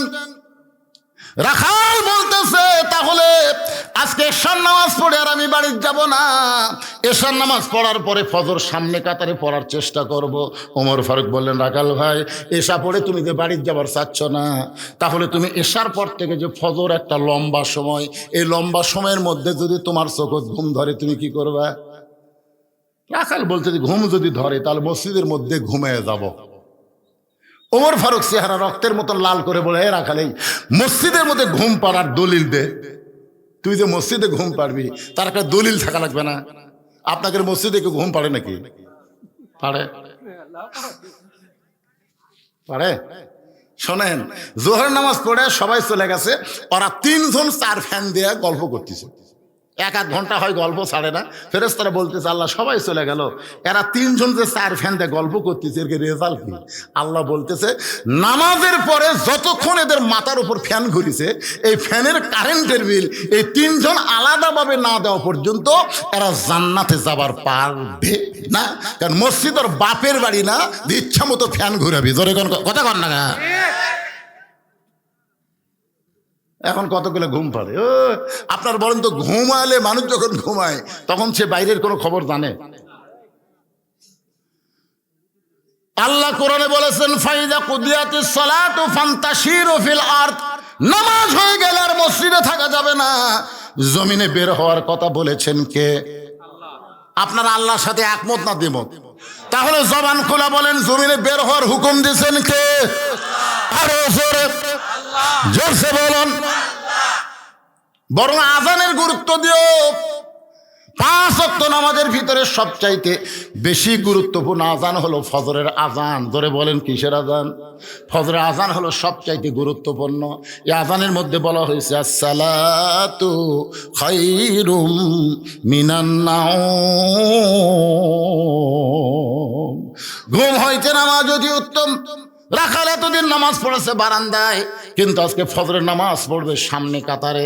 আপনার বলেন তো, বারান্দায় যারা নামাজ পড়ে তারা কিন্তু আজানের গুরুত্ব দেয় না, তারা আকামতের গুরুত্ব দেয়। আর সামনে কাতারে যারা নামাজ পড়ে তারা কিন্তু আকামতের গুরুত্ব দেয় না, তারা আজানের গুরুত্ব দেয়। আমার কথা কি বুঝতে পারছেন? তো রাখাল এতদিন নামাজ পড়ে কোন জায়গায়? বারান্দায়। জোরে এখন কোথায়? আজকে পড়বে কোন জায়গায়? যে নামাজ আজান দিয়েছে সঙ্গে সঙ্গে রাখাল দৌড়াইতে দৌড়াইতে মসজিদের বারান্দায় গিয়ে বলতেছে, বারান্দা মন খারাপ করিস না, আজকের দিনে একটু সামনে কাতারে নামাজ পড়বো, আগামীকাল থেকে আবার জাগা মতো। তার মানে কি বোঝা গেল? বারান্দায় যারা নামাজ পড়ে তারা মসজিদের মধ্যে নামাজ পড়বার চায়, আসলেই চায় না। কারণ নামাজ শেষ করে ইমাম সাহেব সালাম ফিরাই, না দৌড় মারবার চায়, কিন্তু পারতেছে না। তো মনোজাত হতে হতে দেখেন 2-4 জন খাড়া হয়ে গেছে। এখন কোন দিক দিয়ে যাই রে? এখন আবার লাঠি বানাচ্ছে, লাঠি দিয়ে মুখের আগে থুয়ে, তাও কিন্তু বিপদ। এটি লাঠি এদিকে এই জন্য এত জ্ঞান জনের দরকার নেই। বারান্দাত পড়বো, সবার শেষে যাবো, আগে বাড়াবো। রাখাল এতদিন নামাজ পড়েছে বারান্দা, আজকে সামনে কাতারে মসজিদের মধ্যে ঢুকতেছে ডান পায়ে। জোরে বলেন কোন পায়ে? শুধু ডান পায়ে ঢুকলে হবে না, জবান খুলে একটা দোয়াও পড়া লাগবে, আল্লাহুম্মা আফতাহলি আবওয়াব রাহমাতিক। এই দোয়াটা পড়ে রাখাল যখন সামনে কাতারে যাবার চায়, প্রত্যেক সাহাবী নড়ে সরে রাখালকে যাওয়ার রাস্তা করে দেয়। রাখাল কয়, আল্লাহ রে, বারান্দার থেকে এতদিন কি ভাবলাম রে, ভিতরে দামি দামি, আজকে ভিতরে ঢুকে দেখতেছি আমিও যা এরাও তাই। আসলে বাহির থেকে বোঝা যাবে না। তো সারা জীবন জানছে বাদশা শাহজাহান, বউ যখন কইছে সারা জীবন ভিক্ষা করলে বাহিরে, আজকে একটু ভিতর যাও তো। বইয়ের কথা মতো ফকির ভিতরে যায়, দেখে বাদশা শাহজাহান 2 হাত তুলে কান দিচ্ছে, ও বাদশার বাদশাহ, তোমার দরবারে আমি ফকির। ফকির কয়, কে রে? বাইরে থেকে করলাম বাদশা, ভিতরে ঢুকে দেখতেছি আমি ওজা ইউমো তাই। আরে তাহলে বাদশাকে? ফকির বলতে তাহলে বাদশাকে? এতদিন বাইরে থেকে মনে করলাম বাদশা শাহজাহান, কিন্তু ভিতরে ঢুকে দেখতেছি ওই ওজা হামো তাই। তাহলে বাদশাকে? কান ফেলে শুনি তো কার কাছে হাত পাচ্ছে। বাদশা শাহজাহান বলতেছো, বাদশার বাদশা, তোমার দরবার আমি ফকির। ফকির কান্দার বলে বাদশাহ শাহজাহান যার কাছে ফকির হয়েছে, আজ থেকে আমিও তার কাছে ফকির হলাম। ইমান বাড়ছে না কমছে? যখন বাড়ছে না কমছে? এটা ভিতরে না ঢুকলে বোঝা যাবে না। এই জন্য আল্লাহ কোরআনে বলেছেন উদখুলু ফিস সিলমি কাফা। রাখাল সামনে কাতারে গিয়ে মেহরাব বরাবর ফজরের ফরজের আগে 2 রাকাত সুন্নত আছে, সবচাইতে দামি সুন্নত। সুন্নতে মুআক্কাদা হলো 12 রাকাত। জোরে বলেন কয় রাকাত? ফজরের আগে 2 রাকাত, যোহরের আগে 4 রাকাত, যোহরের পরে 2 রাকাত, মাগরিবের পরে 2 রাকাত, এশার পরে 2 রাকাত, সর্বসাকুল্যে 12 রাকাত সুন্নত নামাজ পড়া লাগবে। কয় রাকাত? ফরজ হলো 17, সুন্নত হলো 12, আর বেতের হলো 3। এই নামাজকে অবহেলা করার কোনো সুযোগ। রাসূল বলেছেন ফজরের পূর্বে 2 রাকাত সুন্নত হলো সবচাইতে দামি সুন্নত। আসমান জমিন বিক্রি করে দান করলে যে সওয়াব হবে, ফজরের 2 রাকাত সুন্নত আদায় করলে আল্লাহ এর চাইতে বেশি সওয়াব আমলে দিয়া দিবে। ফজরের 2 রাকাত সুন্নত নামাজ পড়ে রাখাল চুপটি করে বসে আছে। রাখাল চুপটি করে বসে আছে, খালি ভাবতিছে আজকে বাবা সেই রকম দেখ মরে কলিজা উজাড় করে দেখবে রাখাল এই নিয়তে বসে আছে। এমন সময় এক সাহাবী মসজিদের মধ্যে ঢুইকা দেখে জায়গা দখল। যেই সাহাবী ঢুকছে সেই সাহাবীর নাম হলো ওসমান গনি। জোরে বলেন নাম কি? ওসমান গনি বোঝেন আপনারা? ওসমান গনি কয় কে রে, যে জায়গাত আমি বসি সেই জায়গাত কে বসে আছে রে? কে রে? আমার জায়গা। আপনার বলেন তো মসজিদে এক ইমামের জায়গা ছাড়া আর কারো জায়গা নির্দিষ্ট আছে? কিন্তু ওসমান গনি কেন বলতেছেন আমার জায়গা এটা কে? এইটা বলার পিছনে কারণ হলো আল্লাহর নবী বলেছেন আমি যখন ইমামতি করব, আমি বরাবর যিনি পিছনে থাকবে তার নাম হলো আবু বকর। আবু বকর যখন ইমাম হবে, আবু বকর বরাবর পিছনে যিনি থাকবে তার নাম হলো ওমর। ওমর যখন ইমাম হবে, ওমর বরাবর পিছনে যিনি থাকবে তার নাম হলো ওসমান। ওসমান যখন ইমাম হবে, ওসমান বরাবর যিনি পিছনে থাকবে তার নাম হলো হযরত আলী। হযরত আলী যখন ইমাম হবে, আলী বরাবর পিছনে, আলী বরাবর পিছনে বলার পরে নবী যখন কারো নাম না বলে, সাহাবীরা বলে রাসূলুল্লাহ আলীর পিছনে কে দাঁড়াবে আপনি কেন বলেন না? রাসূল চোখের পানি বের করে বললেন মা ইয়ান্তিকু আনিল হাওয়া ইন হুয়া ইল্লা ওয়াহয়ুহা। আমি রাসূল বলতে পারি না যতক্ষণ আল্লাহ না বলায়। এ আলী পর্যন্তই হলো খোলাফায়ে রাশেদা। তাহলে হযরত ওমর যখন ইমামতি করবে, ওমর বরাবর পিছনে কে দাঁড়াবে? কে রে? এই দুটো উঠলো কে রে? কি রে? কেবল ওদের মূল ফ্যাক্টরি যাচ্ছি আমি। এখন চিন্তা করেন ওমর ফারুক যখন ইমামতি করবে, ওমর ফারুক বরাবর পিছনে কে দাঁড়াবে? সবাই বলেন না কে ভাই, নাম বললে কি গুনাহ হবে? কিন্তু আসা দেখে জায়গা দখল। আল্লাহ রাসূল বলেছেন আমার যত সাহাবী আছে সবচাইতে নরম কলিজার সাহাবী হলো 2 জন। একটা হলো আবু বকর আর একটা হলো ওসমান গনি। ওসমান গনি এখন কেমনে বলবে ভাই আমার জায়গায় বসলি কেন? এই কথা বলতে তিনি সাহস পাচ্ছেন না। রাখালের কাছে এসে দেখে পাশে একটা ফাঁকা জায়গা, ওই ফাঁকা জায়গায় তিনি ফজরের 2 রাকাত সুন্নত পড়ে রাখালের দিকে 3 বার তাকাছেন। কয়বার? 3 বার। আমার দিকে খেয়াল করে দেখেন ইসলামে তাকানোর কথাটাও বলা হয়েছে। প্রথম তাকাইছে একটু চোখ টেরা করে, নরম মানুষ হলে যা হয়। যেই তাকাছে রাখা, দ্বিতীয়বার যেই তাকাছে, তৃতীয়বার তাকানোর সঙ্গে সঙ্গে রাখা বলে এই মিয়া বারবার তুমি কি দেখো মিয়া? চিন্তা করে দেখেন মূর্খ মানুষের দিকে যদি আপনি বারবার তাকান রাগ করবি না, কোন করবি কি করবি? তাহলে তাকে দেখেন একটা অটো ভ্যান যে চলায় খালি ওর দিকে একবার তাকাবেন। আমি একবার তাকাচ্ছিলাম, মানে এমন ভাবে চলাচ্ছে বুঝছেন তোর ব্রেক দুর্বল, তুই অত জোরে চলার লাগবি কে? কত অটো ভ্যানের ব্রেক কি সবল? দুর্বল ব্রেক, চাকাছি কত একটা। আমি তাকাছি হুজুর কি জন্য তাকা আছেন? আমি কইলাম বুঝিচ্ছি না তো কখন যে বাজিয়া পড়বো ভাই। হুজুর আপনার চাইতে আমার চোখ ভালো আছে। হায় হায়। 3 বার যেই মাত্র ওসমান গনি তাকাইছে সঙ্গে সঙ্গে রাখাল চিল্লা বলে এই মিয়া বারবার আমার দিকে কি দেখো মিয়া? ভয়ে ওসমান গনি দাঁড়িয়ে গেছে। দাঁড়িয়ে বলতে যে ভাইজান খালি পরপর তোমার দিকে 3 বার তাকাইছি, তুমি এত গরম হইলে তোমার পরিচয় কি? বলতেছে আমার পরিচয় হলো আমি একজন রাখাল। যেই কইছে রাখাল, ওসমান গনি মুস্কি মুস্কি হাসতেছে। সুবহানাল্লাহ। রাখাল শুনে হাসতেছে। হাসার কারণ হলো রাখাল যারা হবে তাদের ভাষা নরম হলে হবে না, তাদের ভাষা গরমই হওয়া লাগবে।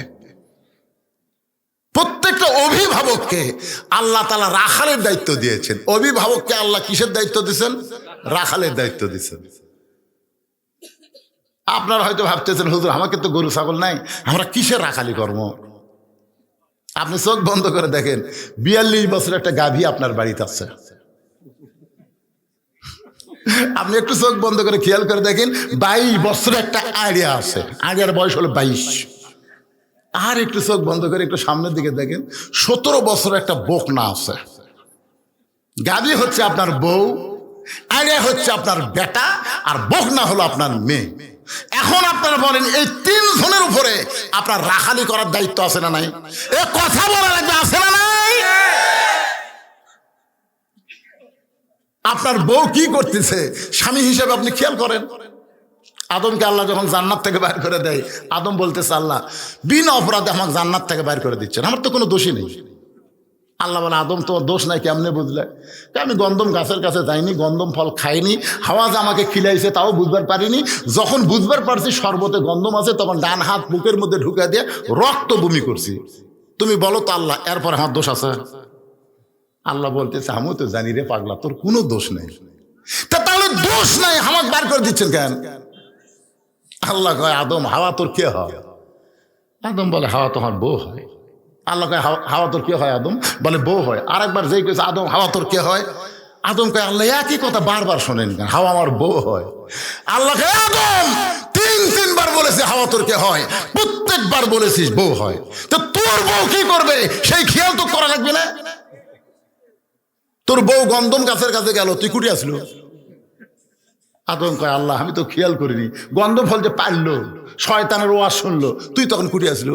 তোর বউ স্টার জলসা জি বাংলা দেখা মানে ভারতের শয়তানের ওয়াজ শোনা, ধরে কোন কথা ঠিক? এই তুই তখন কুটি আসলো না? এই যে গন্ধম খায় তোর শরবত বানালো, কুটি আসলো? আদম কয় আল্লাহ আমি খেয়াল করবি না মানে তোর বউ তো আমি খেয়াল করবো? আজকে বাংলাদেশে যেই স্বামীরা বউয়ের প্রতি খেয়াল নাই, প্রত্যেকটা স্বামীকে জাহান্নামে যাওয়া লাগবে, জোরে কোন ঠিক কিনা? খেয়াল করেন, আপনি খেয়াল করে দেখেন তো আপনার বউ কি করতেছে। হ্যাঁ,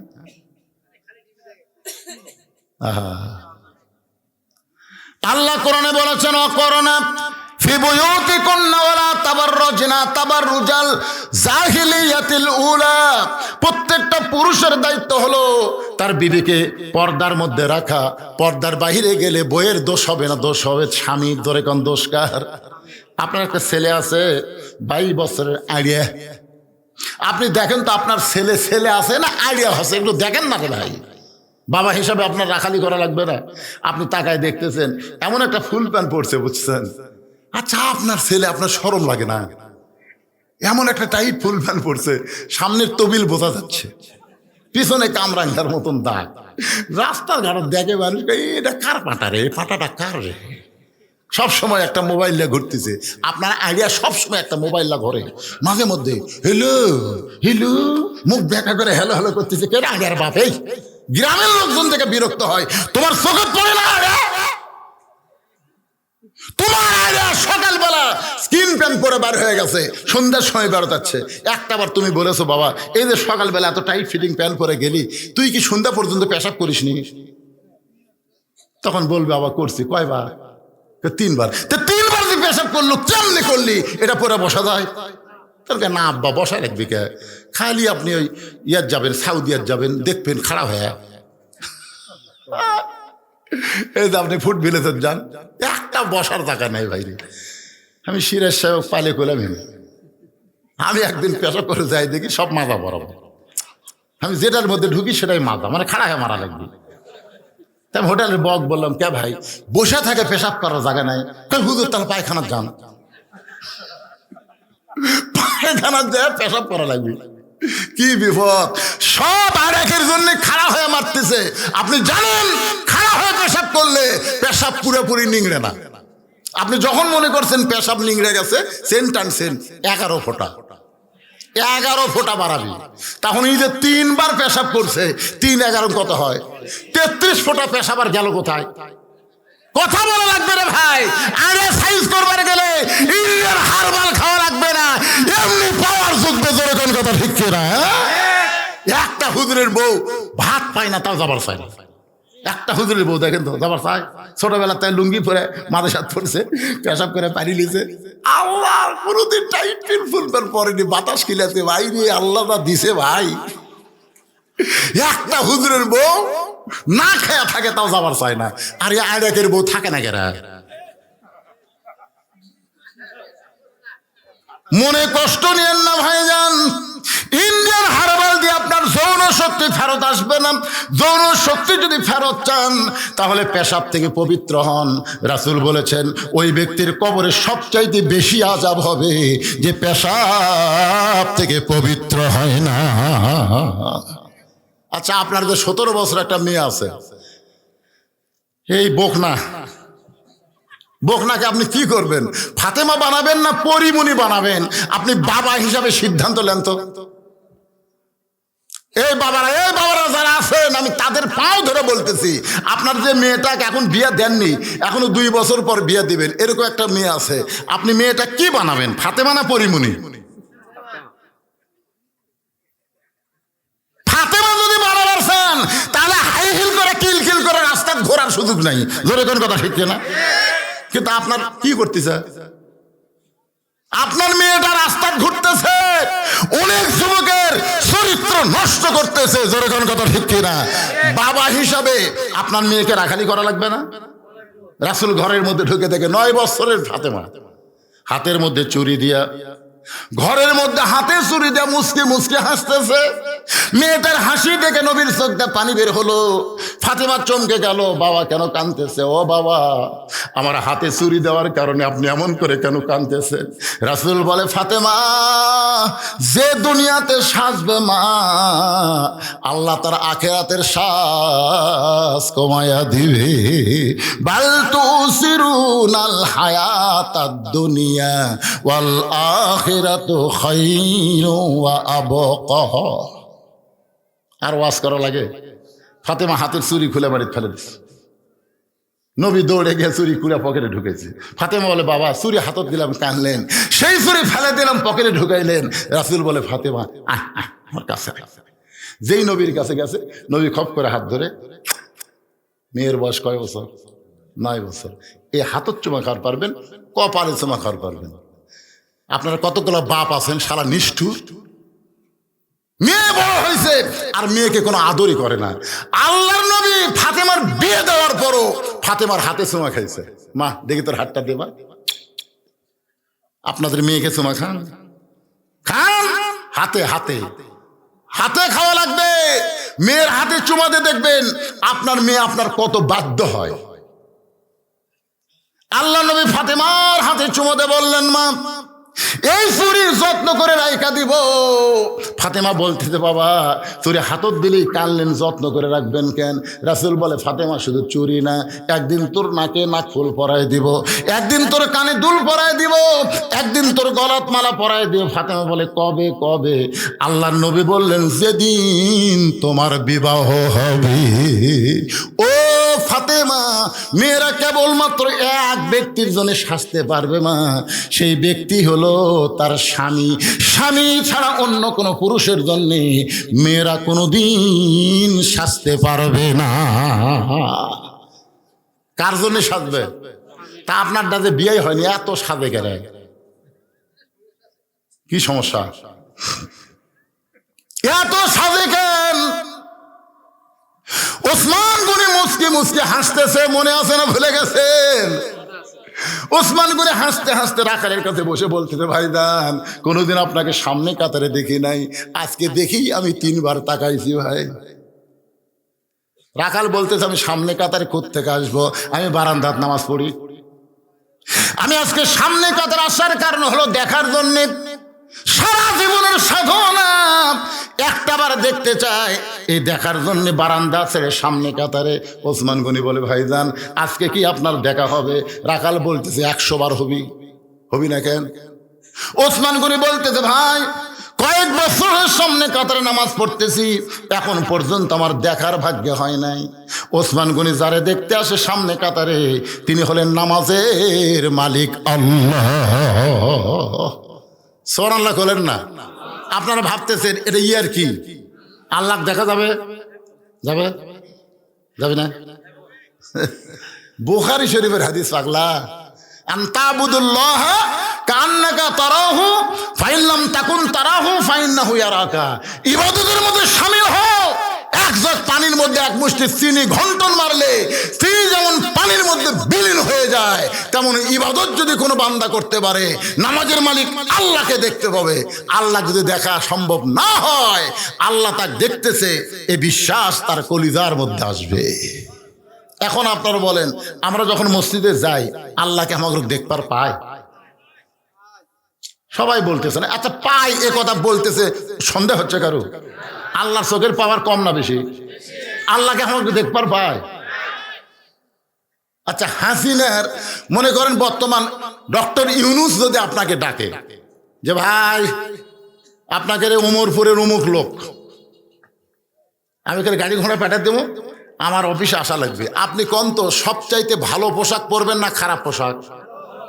কার কাছে যাচ্ছেন?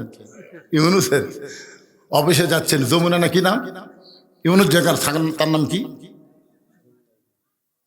কি ভবন কয় রে? না না না,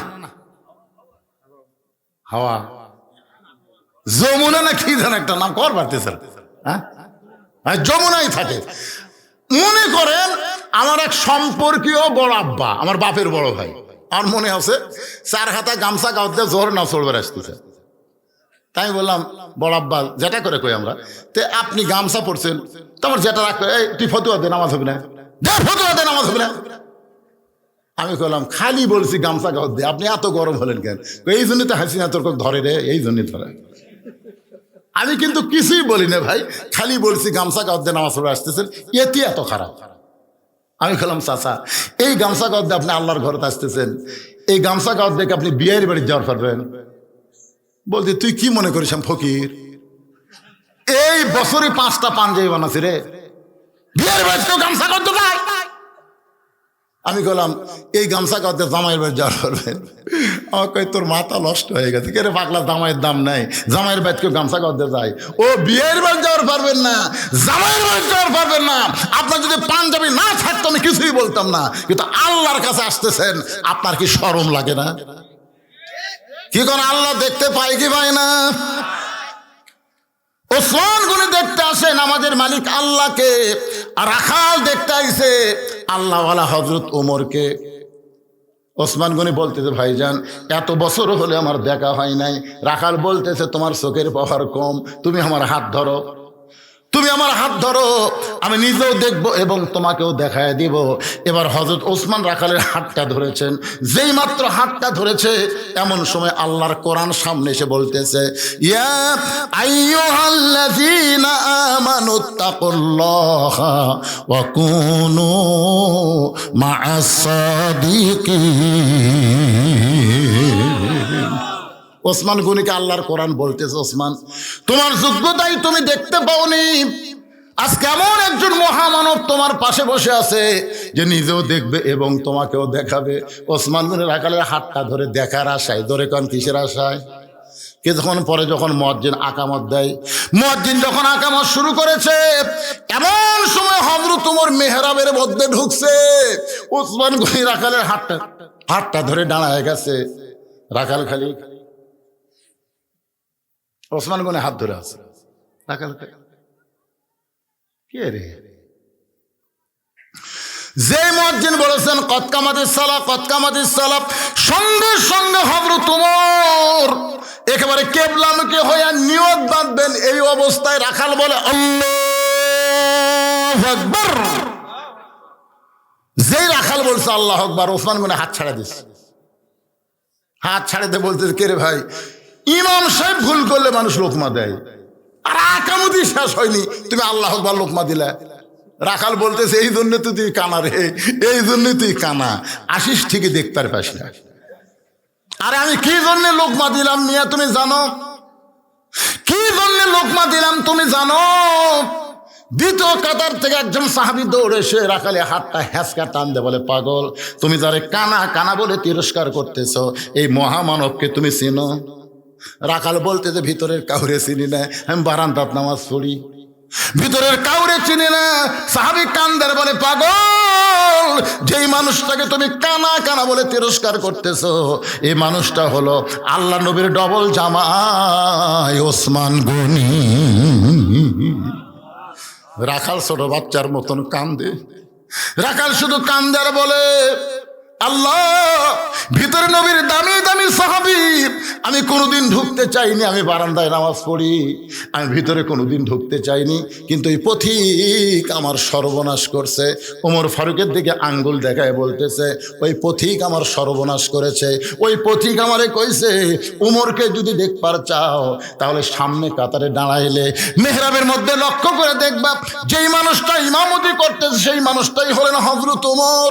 শুধু উমরকে দেখার জন্যে আজকে বারান্দা থেকে সামনে কাতারে দাঁড়াইলাম, কিন্তু উমরের জায়গায় যদি পথিককে দেখতে পাই তাহলে তোমরাই বলো লোকমা দেওয়া ছাড়া তো আমার কোনো উপায় নাই, আমি আল্লাহু আকবার লোকমা দিয়া পথিককে মেহরাব থেকে সরায় দিব, ওই জায়গায় হযরত উমরকে এক নজর দেখতে চাই। হাজার হাজার সাহাবীরা কান্দে। সমস্ত সাহাবী যখন কাঁদতেছে, রাখাল চিল্লায় বলে বারান্দায় নামাজ পড়া ভালো, এই ভিতরে কেন কান্দা কান্দি শুরু হয়ে গেল? ওসমান বলে রাখাল ভাই, ভিতরে কান্দার কারণ হলো তুমি যারে পথিক পথিক বলতেছ তিনি হলেন হযরত উমর। গাছের গোড়া কাটলে গাছটা যেমন ঠাস করে পড়ে যায়, রাখাল তেমনি মেহরাবের মধ্যে পড়ে কাটা মুরগির মতন ছটফট করে আর কান্দে, আমির আল মুমিনিন, আমি আপনাকে তওবা পড়াইছি, আমি আপনাকে মুনাফিক কইছি, আমি আপনাকে ভণ্ড কইছি, এত কথা বলেছি গো আমির, অধম রাখালকে আপনি কিছুই বলেননি। সমস্ত সাহাবীরা কয় কি রে, কি কইল? তওবা পড়াছে, মুনাফিক কছে, ভণ্ড কছে, কার সামনে কি কয় রে? যে মানুষটা রাস্তাতে গেলে শয়তান 40 দিন ভয় যায় না, সুবহানাল্লাহ কর না কেন? জানেন যে সমস্ত যুবকের স্বপ্ন দোষ হয়, স্বপ্ন দোষ বোঝেন না, ও পরিমণিক দেখে দিনত আর রাত্রে খেয়াল করে, এমন শরীরের অবস্থা হয়ে গেছে মানে গাঁজা ধরছে চোখ বসে। এই সমস্ত যুবকের ওষুধকে জানেন?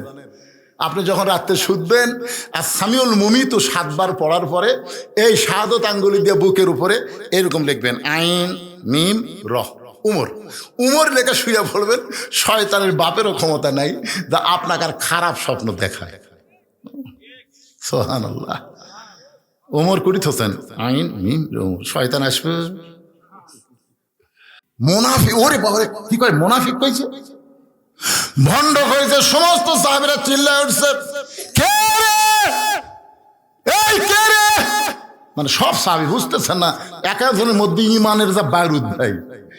ইমামের সামনে খলিফার সামনে বেটা কি কয়, তওবা পড়াছে। মুনাফিক কছে, ভণ্ড কছে, তাহলে ওরা কি ইমান কমজোরি না জোরি? এই কে রে, সবাই যখন কে রে কই চিল্লে উঠছে, ওমর ফারুক দেখলো আল্লাহর ঘরের মধ্যে যে হারে শুরু হচ্ছে। এইটা থামাইতে গেলে পুলিশ দেওয়া হবে না, র্যাব দেওয়া হবে না, এইটা থামাইতে গেলে আল্লাহর কোরআনের আইন লাগবে। জোরে কোন কথা ঠিক কিনা? সঙ্গে সঙ্গে ওমর ফারুক বললেন আতিউল্লাহ ওয়া আতিউর রাসূল ও উলিল আমরি মিনকুম, আল্লাহর আনুগত্য করো, নবীর তরিকা মোতাবেক চলো, আমি যদি তোমাদের আমির হই তোমরা কি আমাকে মানো? সমস্ত সাহাবী বলতেছে 100 বার মানে 1000 বার মানি। ওমর ফারুক বলতেছেন তাহলে শোনো, যেই ব্যক্তি আমাকে তওবা পড়ানোর কথা বলতেছে, আমাকে মুনাফিকের কথা বলতেছে, আমাকে ভণ্ডের কথা বলতেছে, তোমরা কি আর বিচার চাও? সবাই বলে 100 বার চাই। ওমর ফারুক বললেন আকামত যখন হয়ে গেছে আগে নামাজ হবে তারপরে বিচার হবে। আজকে তোমরা শুনে নাও, আমি বাংলাদেশের আইন দিয়ে বিচার করব না, ডক্টর কামালের সংবিধান হবে না, আমার আল্লাহর কোরআন দিয়া ওমর ফারুক রাখালের বিচার করবে। আল্লাহর কোরআনের বিচার আমরা বাংলার মানুষ এখনো দেখবার পাইনি, আজকে একটু দেখবার চাই। কারা কারা দেখবেন আল্লাহকে একটু হাত দেখান তো দেখি। লিল্লাহে তাকবীর, হাত নামান। আমার ভাই কি বলছিল যে কিছুক্ষণ পরেই আমি হয়তো যাব, কিন্তু এটাই কোরআনের মুজিজা, যাওয়ার চালেও যাওয়া যায় না। দেখি আর একটা লাইন শুনি তো। এই শুনতে শুনতে এমন এক জায়গাত আছে ভাই, এখন আমরা আল্লাহর কোরআনের বিচার দেখতে চাই। এটা এই সংসদের বিচার না, এইটা হাইকোর্ট সুপ্রিম কোর্টের বিচার না, এটা হলো আল্লাহর বিচার। আপনারা সবাই দেখবেন না? সবাই দেখবেন তো? ওই তিনটা কে উঠলো রে? কেবা মুরব্বী? বাবা এ কাকলিয়াচ্ছে রে, নাতিক খবর যাচ্ছেন? আচ্ছা ঠিক আছে, ওই মুরব্বী বলে দেখবেন যে লাতি লিয়ে যাচ্ছে ওই লাতি সিজার করা। হ্যাঁ, পরে খোঁজলা দেখবেন সিজার করে লাতি লিয়ে, খবরদার আপনারা আসবেন না, কারণ সিজার করা মানে অষ্টাউট।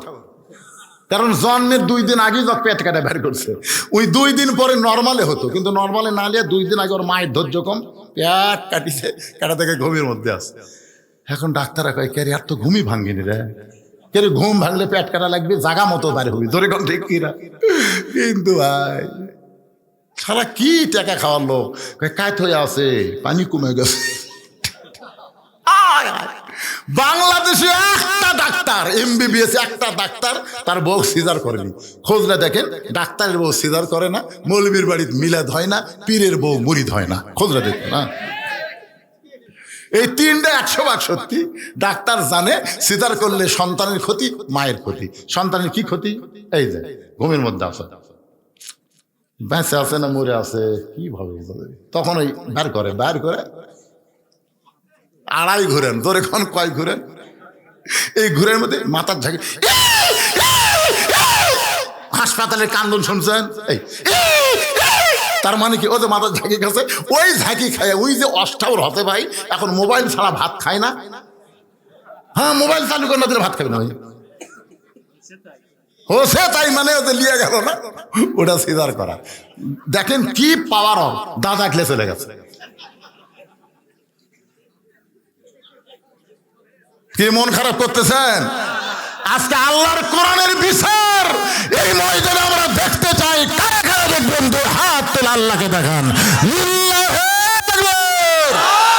হাত নামান। কিন্তু ভাইজান 5টা মিনিট আমি আপনাকে 50 জনের কাছে 500 করে টাকা চাই। আমার কলজা একেবারে ঘামে গেছে, এত হাজার মানুষের মধ্যে 500 টাকার একটা নোট নাই। না না না, একটা লুটো আপনাকে নাই, কি দিলেন একে? আসো বাবা, দাও সোনার চান, আসো বাবা, আসো আসো ময়না। এ দেখেন নাই বলে দেখেন, সুবহানাল্লাহ সুবহানাল্লাহ, লিল্লাহু আকবার। আমি একটা 500 টাকা চাইছি, আমার ভাই 2টা 500 টাকা দেয়া, 2টা কোরআন শরীফ বাপ মার জন্য দান করে দিয়েছে। ধরে বলেন মারহাবা। দেখেন টাকা আছে কিনা, দেখেন টাকা আদায় করার সিস্টেম জানা লাগবে, অগিবে চালিয়ে হবি। মাশাআল্লাহ মাশাআল্লাহ। আল্লাহ তোমার বান্দারা 500 করে টাকা এই গোরস্থান মসজিদ এমন ঈদগাহ মাঠের জন্য দান করতেছে, আর একজনে 1000 টাকা। একজনও লড়বেন না, আল্লাহর বিচার দেখবো আমরা। লড়াচড়া নাই, যারা দিবেন তারা শুধু উঠে আসবেন। আমি মাত্র 50 জন আল্লাহর বান্দা চাইছি এতগুলো মানুষের মধ্যে। আল্লাহ তোমার একজন বান্দা 1000 টাকা দান করেছে, আর একজন 500, আর একজন 500 টাকা দান করেছে। আল্লাহ কবুল করেন। আপনারা যারা উঠে যাচ্ছেন, যারা চলে যাচ্ছেন, আপনারা কি মনে করতেছেন বাড়ি পর্যন্ত যাবার পারবেন? আল্লাহ তোমার কোরআনের বিচার দেখার জন্য এখন হাত তুলছে। এই হাত তুলে না দেখা যারা চলে যাচ্ছে, আল্লাহ বাড়ির যাওয়ার পরে এমন একটা ঘুম দিবে, ঘুমের থেকে ওঠার পরে দেখবি পাওয়ার চলতেছে না। আজকে ঘুমের মধ্যে জানি এদিকে প্যারালাইসিস হয়। জোরে এখন কি লাইসিস হয়? হ্যাঁ, আশ্চর্য ধরনের কথা। এখনই হাত তুলে এই টাস্কটা মুনাফিক আল্লাহর সাথে করলেন আপনারা, এখনই হাত তুলে এখনই উঠে যাচ্ছেন। তার মানে আল্লাহর বিচার বোঝেন? এমন মার দিবি আর হাতটা দিতে পারবে না, তখন কি হবে? পাও যে অবশ্যই যাবেন, তখন কি করবেন? দেখেন তো পাগলারা কি হারে টাকা দিচ্ছে, আর যাওয়ার জন্য চেষ্টা করতেছে। যান, ডাক্তার খাবি, টাকা লাগবি না। আপনাকে টাকা লাগবে না রে, ডাক্তার খাবি, যান। বেটা খাবি, হিরোইন খাবি, বেটি ভ্যানালার সাথে ভাগা যাবি, তখন কি করবেন? টাকা আল্লাহ কোন দিক দিয়ে নামে দিবে? এই ফাঁকটা বন্ধ করেন তো, আপনার পিছনের লোকটা সামনে ফাঁক বন্ধ করেন। আসেন, এই ফাঁকের মধ্যে শয়তান ঢুকবে, বিচার দেখতে দিবেন। আসেন, সামনে আসেন। কে ভাই মাফলা দিয়ে মুখ বান্ধা? ভাই সামনে আসেন, ভাই আসেন, ভাই আসেন, আসেন। সোনার চান মুখ বান্ধিছেন কেন? আসেন, সবাই সামনে আসেন। আল্লাহ আর একজন 500 টাকা দান করেছে, আর একজন 500, আর একজন আল্লাহর বান্দা 800 টাকা দান করেছে। 8টা জান্নাত আল্লাহ কবুল করেন। আর একজন 1000 টাকা দান করেছে। আল্লাহ তোমার জন্য আল্লাহ দানকে কবুল কর, আল্লাহুম্মা আমিন। লিল্লাহু আকবার। আমি মনে করছিলাম তো আপনাকে লাগার টাকা নাই। 200 100 200 100 এক মুজাফর ভাই 1,05,000 টাকা ধরে বলেন মারহাবা। তাহলে আছে তো, আপনি তো দিচ্ছেন নাকি? আচ্ছা ঠিক আছে, ঠিক আছে, আগে শেষ করছেন, মাশাআল্লাহ। আচ্ছা বড় বড়গুলো আগে আদায় করছেন।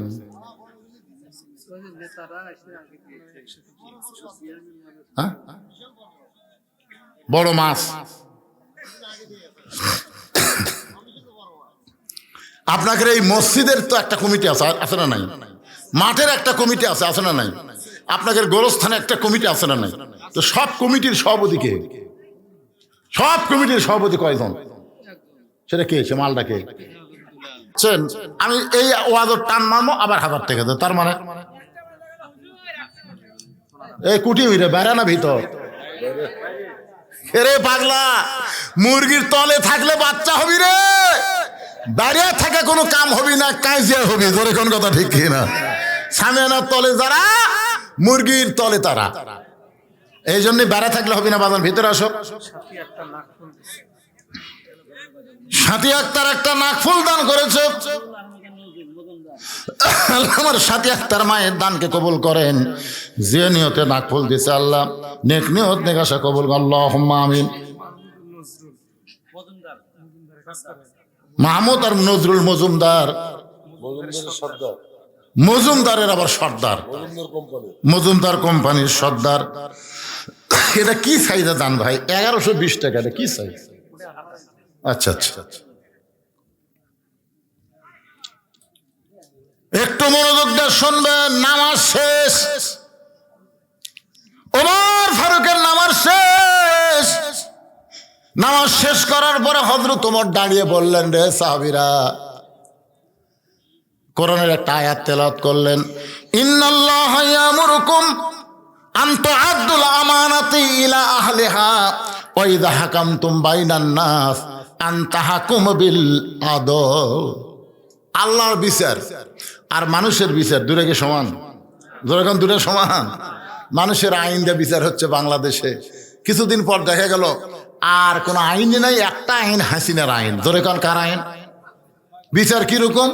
আমি ওয়াজ করতে বলে থাকি, 6 বছরের আম বাগান করেছে, 6 বছর ধরে ন্যাংরা আম। জ্যৈষ্ঠী মাসে দেখতে গেছে আম পাকছে কিনা, যায় দেখে গাছের ডালে বসে ছোট্ট একটা বাচ্চা পাক আম পাড়তেছে আর ব্যাগের মধ্যে তুলতেছে। বাগানের মালিক বলে, এই আমার পরিবারের কেউ খায়নি, আমি খাইনি, তুই আমার গাছের আম পাড়তেছিস, তোর বাপকে গিয়ে বিচার দেব। ছেলে খালি মুসকে মুসকে হাসে। বাগানের মালিক বলে, হাসিস কেন? বলে, আমার বাপকে কোথায় খুঁজবার যাবেন? আমার বাবাও তো আর এক গাছের চড়ছে। তাকায় দেখে, ওরে বাবা, আর বাপ খালি পাকা আম পাড়ে আর বস্তা ভরায়। গাছের নিচে বসে কান্দের বলে, আল্লাহ বিচার দিমো কার কাছে? বেটাও চোর, বাপও চোর।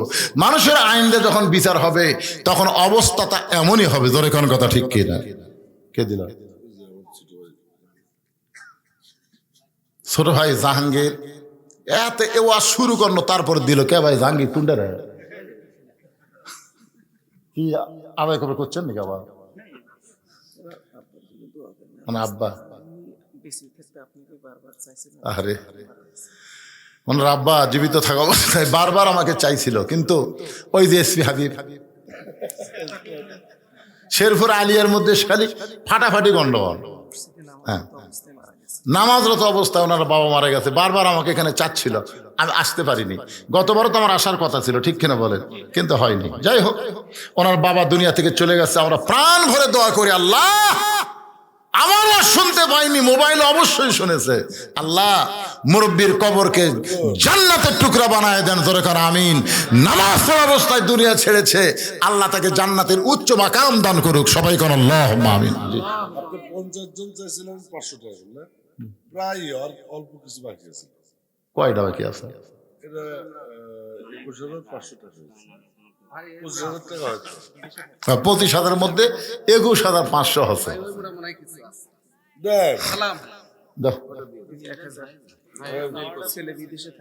এই তো 21,500 আর 1,000, 22,500, মানে 45টা হলো। আর 5 টাকা 5টা হবি হুজুরের চাওয়াটা না, আমি মনে করছিলাম 500 টাকা নাই, এই মনে করে চাচ্ছিলাম ভাইজান, কিন্তু আল্লাহর কি কাম দেখেন। সুবহানাল্লাহ। হবে হবে, না হলেও হবে। যেটি 45টা হচ্ছে সেটি 5টা বাকি থাকে, ইচ্ছা করলে আমার ভাই রাগ করে দিবার পারে। জোরে কোন কথা ঠিক করে কি মনে করছে, পারে না? এই দেখেন হাত দিচ্ছেন নাকি? হবে নি, সমস্যা নাই। আপনি দেখেন কি অবস্থা। কেবারে তোমাদের মধ্যে কেউ নাই? সোনার চানের আর একটা দাও, 46টা হোক, আর বাদ বাকি আমার ভাই দিবে। 50টা হবে ইনশাআল্লাহ। এখন আসেন, আল্লাহর বিচার হযরত ওমর ফারুক তাকায় দেখে সামনে কাতারে রাখাল মাথা নিচু করে কাঁদতেছে। রাখালের কান্দার কারণ হলো বিচারের জন্য না, এমন যে মানুষটাকে সারা জীবনের জন্য একবার দেখবার চাইছিল, যে মানুষটাকে সারা জীবনের জন্য একবার দেখবার চাইছিল, সেই মানুষটাকে তওবা পড়াইছে, সেই মানুষটাকে মুনাফিক কইছে, সেই মানুষটাকে ভণ্ড কইছে। এ কারণে রাখাল কাঁদতেছে। এ কান্না মানে দুনিয়ার কোনো বিচার না, তার বিবেকের আদালতে রাখাল ধরা খাইছে। জোরে কোন কথা ঠিক কি না? রাখাল নিজের বিবেকের আদালতে কিরে কাক তওবা পড়াচ্ছি রে, যাকে আমি সারা জীবনে একবার দেখবার চাই, তাকে মুনাফিক কইছি, তাকে আমি ভণ্ড কইছি। এমন ভাবে রাখাল কাঁদতেছে। ওমর ফারুক এক টানে রাখালকে তুলেছে। সাহাবীরা তাকায় দেখে হয়তো ওমর রাখালের কঠিন বিচার করবে, কিন্তু ওমর ফারুক রাখালকে বুকের মধ্যে নিয়া কপালে একটা চুমু খা। সাহাবেরা বললেন, আমির আল মুমিনিন, এই বিচারের নামে আপনি কি দেখালেন? ওমর ফারুক বলে, সাহাবীরা রে, রাখালের এত কথা হজম করার পিছনে একটাই মাত্র কারণ, একটাই মাত্র কারণ, ওয়া আমিলুস সালিহাতি ওয়া তাওয়াসাউ বিল হক ওয়া তাওয়াসাউ বিস সবর। যে কোরআনের আইন মেনে আমরা চলবো। আমি ওমর ছদ্মবেশে গিয়া রাখালের এত কথা হজম করার পিছনে কারণ হলো আমি রাখালকে দেখি নাই, রাখালের ভিতরে আল্লাহর গোটা কোরআন শরীফ আমি দেখতে পাই। শুধু আল্লাহর কোরআনকে দেখার জন্যে আমি এত কিছু হজম করেছি। আজকে আমরা শুধু কোরআনকে শোনার জন্য আল্লাহ দেয়নি, বাস্তবে গ্রহণ করার জন্য দিয়েছে। ধরে কোন ঠিক কিনা? তো কোরআনকে গ্রহণ যদি আমরা করি ভাই, আগামীতে ইনশাল্লাহ বাংলার জমিনে আমরা কোরআনকে দেখতে পাবো। আমরা আওয়ামী লীগ, বিএনপি, জাতীয় পার্টি, জামাত না, প্রত্যেকটা মুসলমান জায়গা মতো আমরা এক হব। জোরে কোন কথা ঠিক কিনা? কথা কোন ঠিক কিনা? ইসকনকে নিয়ে আমরা কোনো দলাদলি করব না। আমরা খেয়াল করব, ইসকন হচ্ছে হিন্দুরাও কিন্তু ইসকনকে দেখা পারে না, কারণ এরা হচ্ছে উগ্র উগ্র একটা সাম্প্রদায়িক, উগ্র একটা মানুষ, যারা বাংলাদেশের মুসলমানকে হিন্দু ঐক্য বৌদ্ধ একটা প্রচেষ্টার মাধ্যমে আমাদেরকে শেষ করার পায় তারা করতেছে। আমরা সম্মিলিতভাবে সব দল একত্র হয়ে ইসলামের বিরুদ্ধে জিহাদ ঘোষণা করবো। জোরে কোন কথা ঠিক কিনা? আমরা চার ভাই। জোরে কোন কয় ভাই? আমার বড় ভাই আওয়ামী লীগ করে, প্রাইমারি হেডমাস্টার, এই আওয়ামী লীগ। আমার ছোট দুই ভাই ডাহা বিএমপি, 2 কলেজের প্রফেসর। আর আমি কোন দল সেটা তো আপনারা ওয়াজতি বুঝতে পারতেছেন। জোরে কোন ঠিক কিনা? তো একই সাথে খাবার বসে আমার বড় ভাই বলতে, হুজুর হুজুর তুমি মাঝে মধ্যে যে হারে অ্যাঙ্গেলে ওয়াজ করো, আমার তো বড় চিন্তা হয় যে কোনো সময় তোমাকে পুলিশ ধরবে। আর বড় ভাই বলতেছে আওয়ামী লীগ। আমি তখন আমার পাতের উপর একটা মাছের টুকরা ছিল, আস্তে করে ভাই দিয়ে দিলাম। বড় ভাই বলতেছে, কি হুজুর, আমি তোমার বিরুদ্ধে কথা বললাম আর তুমি আমার পাতে মাছের মাথা দিলে? আমি বললাম, বড় ভাই খান খান বড় ভাই, আমিও চিন্তাতে আছি আপনি হয়তো আজরাইল ধরবি। আপনি চিন্তা করতেছেন পুলিশ ধরার, আমি চিন্তা করতেছি আজরাইল ধরার। আমার ভাই আমার হাত ধরে বলতেছে, ভাই যতই আওয়ামী লীগ করি রে, যতই দল করি ভাই, মরা লাগবি রে। তার মানে কি বুঝতেছেন, আওয়ামী লীগ বিএনপি জাতীয় পার্টি জামাত যে দলই করেন, মরা যদি লাগে আমরা আল্লাহর কাছে বলবো মুসলমান না হয়ে আল্লাহ যেন আমাদের মৃত্যু না দেয়। জোরে কোন কথা ঠিক কিনা? আর মুসলমান হয়ে যদি মরবার চাই, আল্লাহর কোরআনের বিকল্প কোনো রাস্তা আল্লাহ আমাদের সকলের জীবনে কবুল করুক। জি এখনই মোনাজাত, আপনি ক্লে মোনাজাত করবো, এখনই মোনাজাত। আস্তাগফিরুল্লাহ বলেন, আস্তাগফিরুল্লাহ রব্বি মিন কুল্লি জামবি ওয়া তুবু ইলাই, আল্লাহুম্মা আমিন। হে আল্লাহ তাআলা, ঢাকা থেকে আমার ভাইজান এসেছে, এখানে শুধু দেখা করে যাওয়ার কথা ছিল। আল্লাহ শারীরিক অসুস্থতা নিয়ে আখেরি মোনাজাত পর্যন্ত জান্নাতের বাগানে আল্লাহ মেহেরবানি করে আজকের এই মাহফিল আমাদের সকলের হেদায়েতের জন্য, নাজাতের জন্য, জান্নাতের জন্য কবুল করে নাও। এই মাহফিলের শুরু থেকে শেষ পর্যন্ত যতটুকু আলোচনা হয়েছে আল্লাহ, এর মধ্যে যদি ত্রুটি হয়, ভুল হয়, মাফ করে দাও। এর যা হাদিয়া মঞ্জুর করো, সোনার মদিনায় নবী পাকের রওজা মুবারকে আল্লাহ কবুল করো। তামাম আম্বিয়া কেরাম, আসহাবে কেরাম, তাবিনে কেরাম, তাবিনে কেরাম, তামাম পৃথিবীর মাটির নিচে যত মুমিন মুমিনা শুয়ে আছে আল্লাহ, সকলের আরওয়াহ পরে হাদিয়া কবুল করো। আল্লাহ আমরা যারা হাত তুলেছি, আমাদের মধ্যে জনম দুঃখনী মা যাদের কবরে গেছে, চোখটা বন্ধ করে একটাবার খেয়াল করেন, মায়ের মতন আপন কেহ নাই রে দুনিয়ায়, মা জননী নাই রে যাহার এই দুনিয়ায়, তাহার কেহ নাই, মায়ের মতন আপন কেহ নাই রে দুনিয়ায়।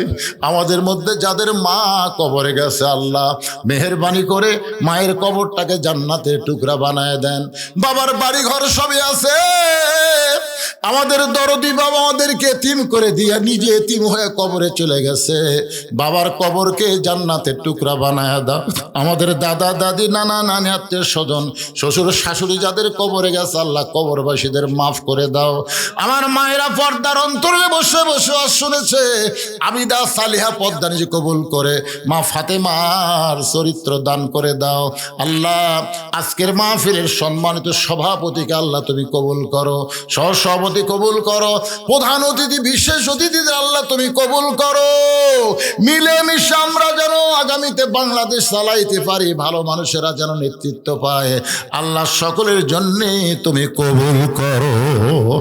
আজকের এই মাহফিলে আল্লাহ গোরস্থান কমিটির সভাপতি, সেক্রেটারি, কেশিয়ার, মসজিদ কমিটির সভাপতি, সেক্রেটারি, কেশিয়ার, ঈদগাহ কমিটির সভাপতি, সেক্রেটারি, কেশিয়ার, যারা সদস্য আল্লাহ তোমার মসজিদে মুসল্লি, ইমাম, খতিব, মুয়াজ্জিন আল্লাহ সকলকেই তুমি কবুল করো। নগদে বাকিতে আজকে যা দান করেছে আল্লাহ সকলের দানগুলোকে জান্নাতের বিনিময় হিসাবে কবুল করো। আল্লাহ অনেক সুদীজন অতিথি, বিশেষ করে প্রধান অতিথি আমার জানে আলম খোকা ভাগনা, আমাকে মামা বলে সম্মান করে, 30,000 টাকা নগদে করছে দান। এছাড়া অনেকে দান করেছে আল্লাহ সকলের দানগুলোকে জান্নাতের বিনিময় হিসাবে কবুল করো। আল্লাহ আমার এক ভাইজান পিছন থেকে 3,000 টাকা দিল, আর শুনতে পারলাম তার বাবা শেষ অবস্থায় দুনিয়া থেকে বিদায় নিয়েছে। আল্লাহ বারবার আমাকে চাইছিল একবার দেখে ওয়াজ শুনবে, কিন্তু দুনিয়া থেকে চলে গেছে। এতগুলো মানুষ নিয়ে তাহাজ্জুদের সময় তার জন্য দোয়া করে আল্লাহ তার কবরকে জান্নাতের টুকরা বানিয়ে দাও। আমরা যারা অসুস্থ আছি আল্লাহ সুস্থতার নিয়ামত দান করে দাও। কে কোন নিয়ত করে হাত তুলেছে আল্লাহ সকলের নেক নিয়ত নেক আশায় কবুল করো। মরে যাব, সবাই মরে যাব, যেদিন আমাদের মরণ হবে দিনটা যেন জুমার দিন হয়, মাসটা যেন রমজান মাস হয়, ইমানের সাথে ইজ্জতের সাথে এই দুনিয়া থেকে বিদায় নেওয়ার কালে